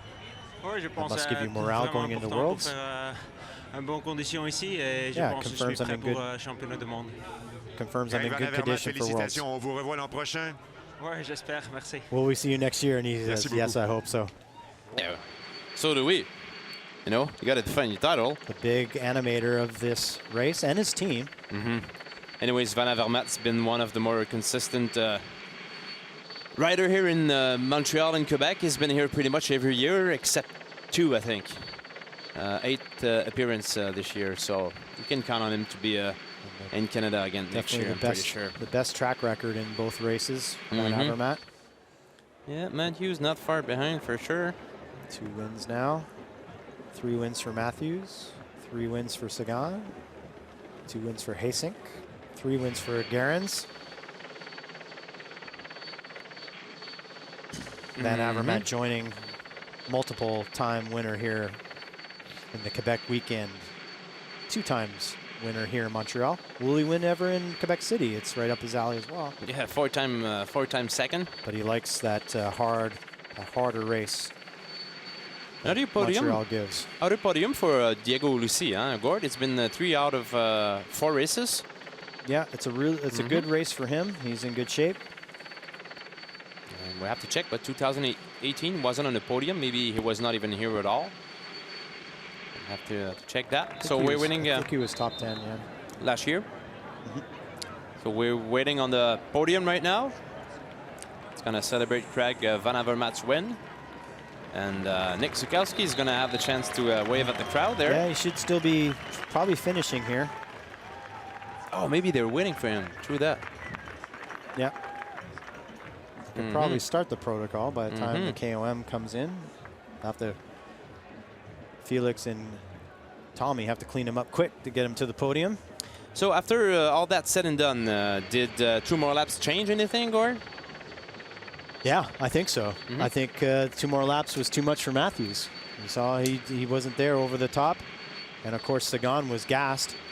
Maybe more because of his choices in the finale. I think you got to look back and maybe reflect on whether he should have been more willing to lose the race. I think he did a little bit too much, showed himself too far forward. I mean, he was the one on the Côte de la Polytechnique coming down, trying to bridge to Cosnefroid. Another time when Alaphilippe won, it was him making the tempo on the Côte Champagne. So I think a bit more poker on Sagan's part, and he's done that in the past, which is surprising that he's lulled into too much work here in Montreal. So let's have the top 3 here. Join Louis de ce 10e Grand Prix Cycliste de Montréal. Le président et chef de la direction de Québecor, Monsieur Pierre-Carl Pellado. Mr. Pellado is a big cycling fan. Le ministre des Transports du gouvernement du Québec, Monsieur François Bonnardel. Of Quebec is there in the middle. Huge cycling fan as well. Le conseiller associé en matière de jeunesse, de sport et de loisirs de la ville de Montréal, Monsieur Adrien Parizeau. Nous aimerions également souligner la présence de notre partenaire l'érable du Québec, qui offre à chacun des lauréats une bouteille de sirop d'érable remise par les vainqueurs 2019 catégorie U17 de la Coupe du Québec, Coralie Lévesque et Mathis Julien. Coralie Lévesque, Mathis Accueillons Julien, maintenant votre podium 2019. Ladies and gentlemen, your 2019 podium.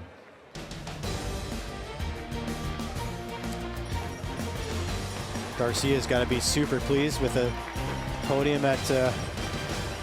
Doesn't even know where to go. Van Avermaet saying, just hey, Rook, back behind the podium. Mérida, Ivan Garcia. But a great result for the Spanish rider for Bahrain, Merida. Pour lui remettre son trophée, merci d'accueillir le président et chef de la direction de Québecor, Monsieur Pierre-Carl Pellado.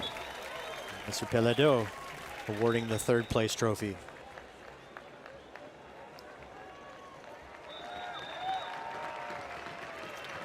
Ivan Garcia Cortina. Well deserved. Give that man some syrup. Deuxième. He was huge Friday too in Quebec, Garcia, by the way. He sure was, yeah. Ulissi. Former winner. Pour lui remettre son trophée, le ministre des Transports du gouvernement du Québec, M. François Bonnardel. I don't think there's much he could have done different.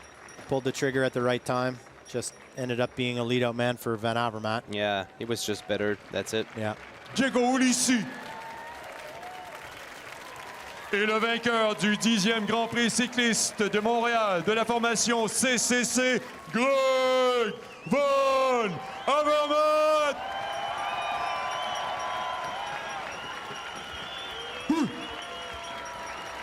Pour lui remettre son trophée, le conseiller associé en matière de jeunesse, de sport et de loisirs de la ville de Montréal, M. Adrien Parizeau.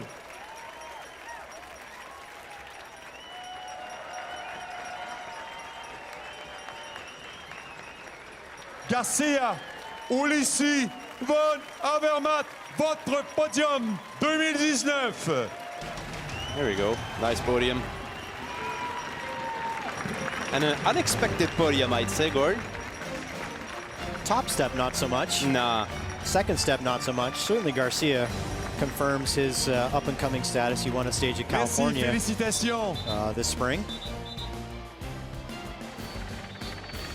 That's a great result for him.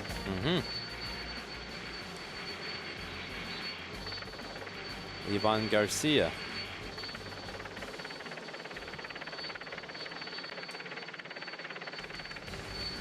23 years old.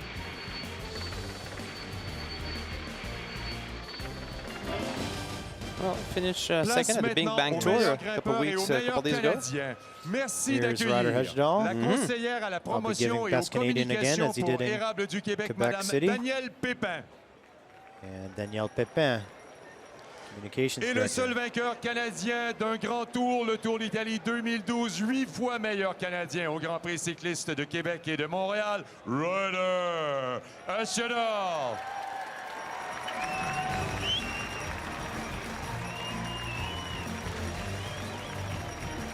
There's Woodsy. Well-deserved top step for top Canadian. And Michael Big hope of Canadian cycling. Grand Tour stage winner, bronze medal at the World Championships. Watch out for Woodsy at Tokyo Olympics, folks. Yeah, maybe the first medal for the road race since Bauer in '84. Not to put any pressure on. Ryder Eschenel.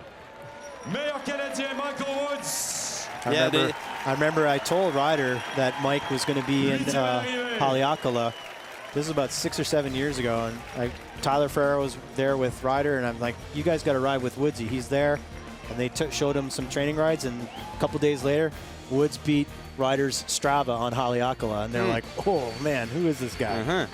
This is back in his Garneau Québécois days. And here's, as expected, the Zouk. Nick Zukowski, KOM for the Canadian national team, sponsored by Global Relay, Lexus, Louis Garneau, and Alt Hotels.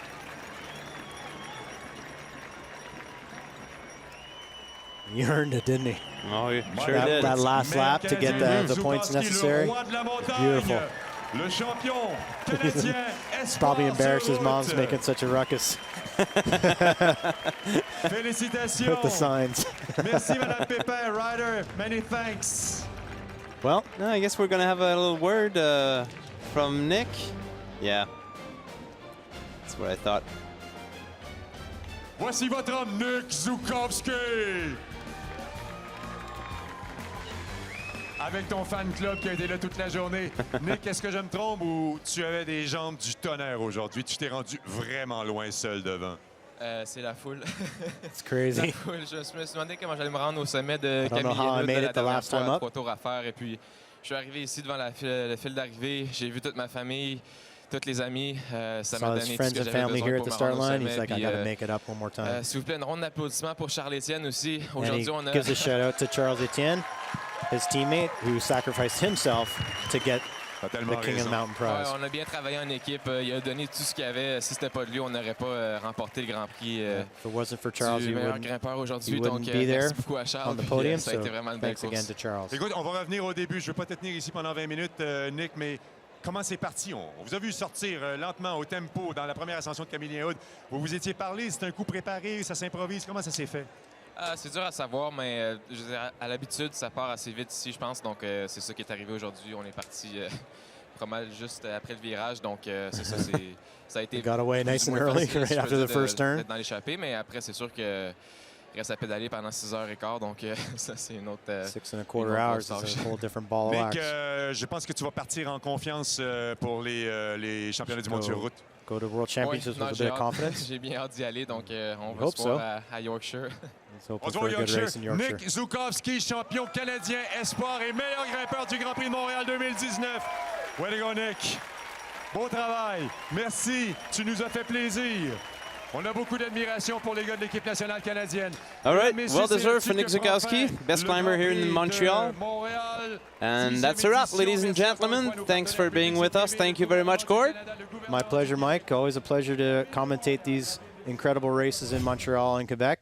And next rendezvous for you guys. Maybe before we go, we'll go through the resume and a wrap up. Here's images at the start. We're not quite done just yet. There's the drop of the flag. The Alex Howes with Mikey Woods hammering it for the camera up front. The 5-rider break. Zukowski, Dalcin, Anderson, Etienne, and Zagiv. Alaphilippe on the wheel. Zukowski going for KOM. There's his mom. And he's got his prize. Cosnefroy with late attacks, joined by Alaphilippe, and just caught on the line by Ulysses first, and then Van Avermaet to polish it off for CCC. That's the way to go. Great win by the Belgian Olympic champion, Craig Van Avermaet. Highest step of the podium there. All right, for you guys, cycling fans, next rendezvous is the World Championship in a couple of days in Yorkshire. See you.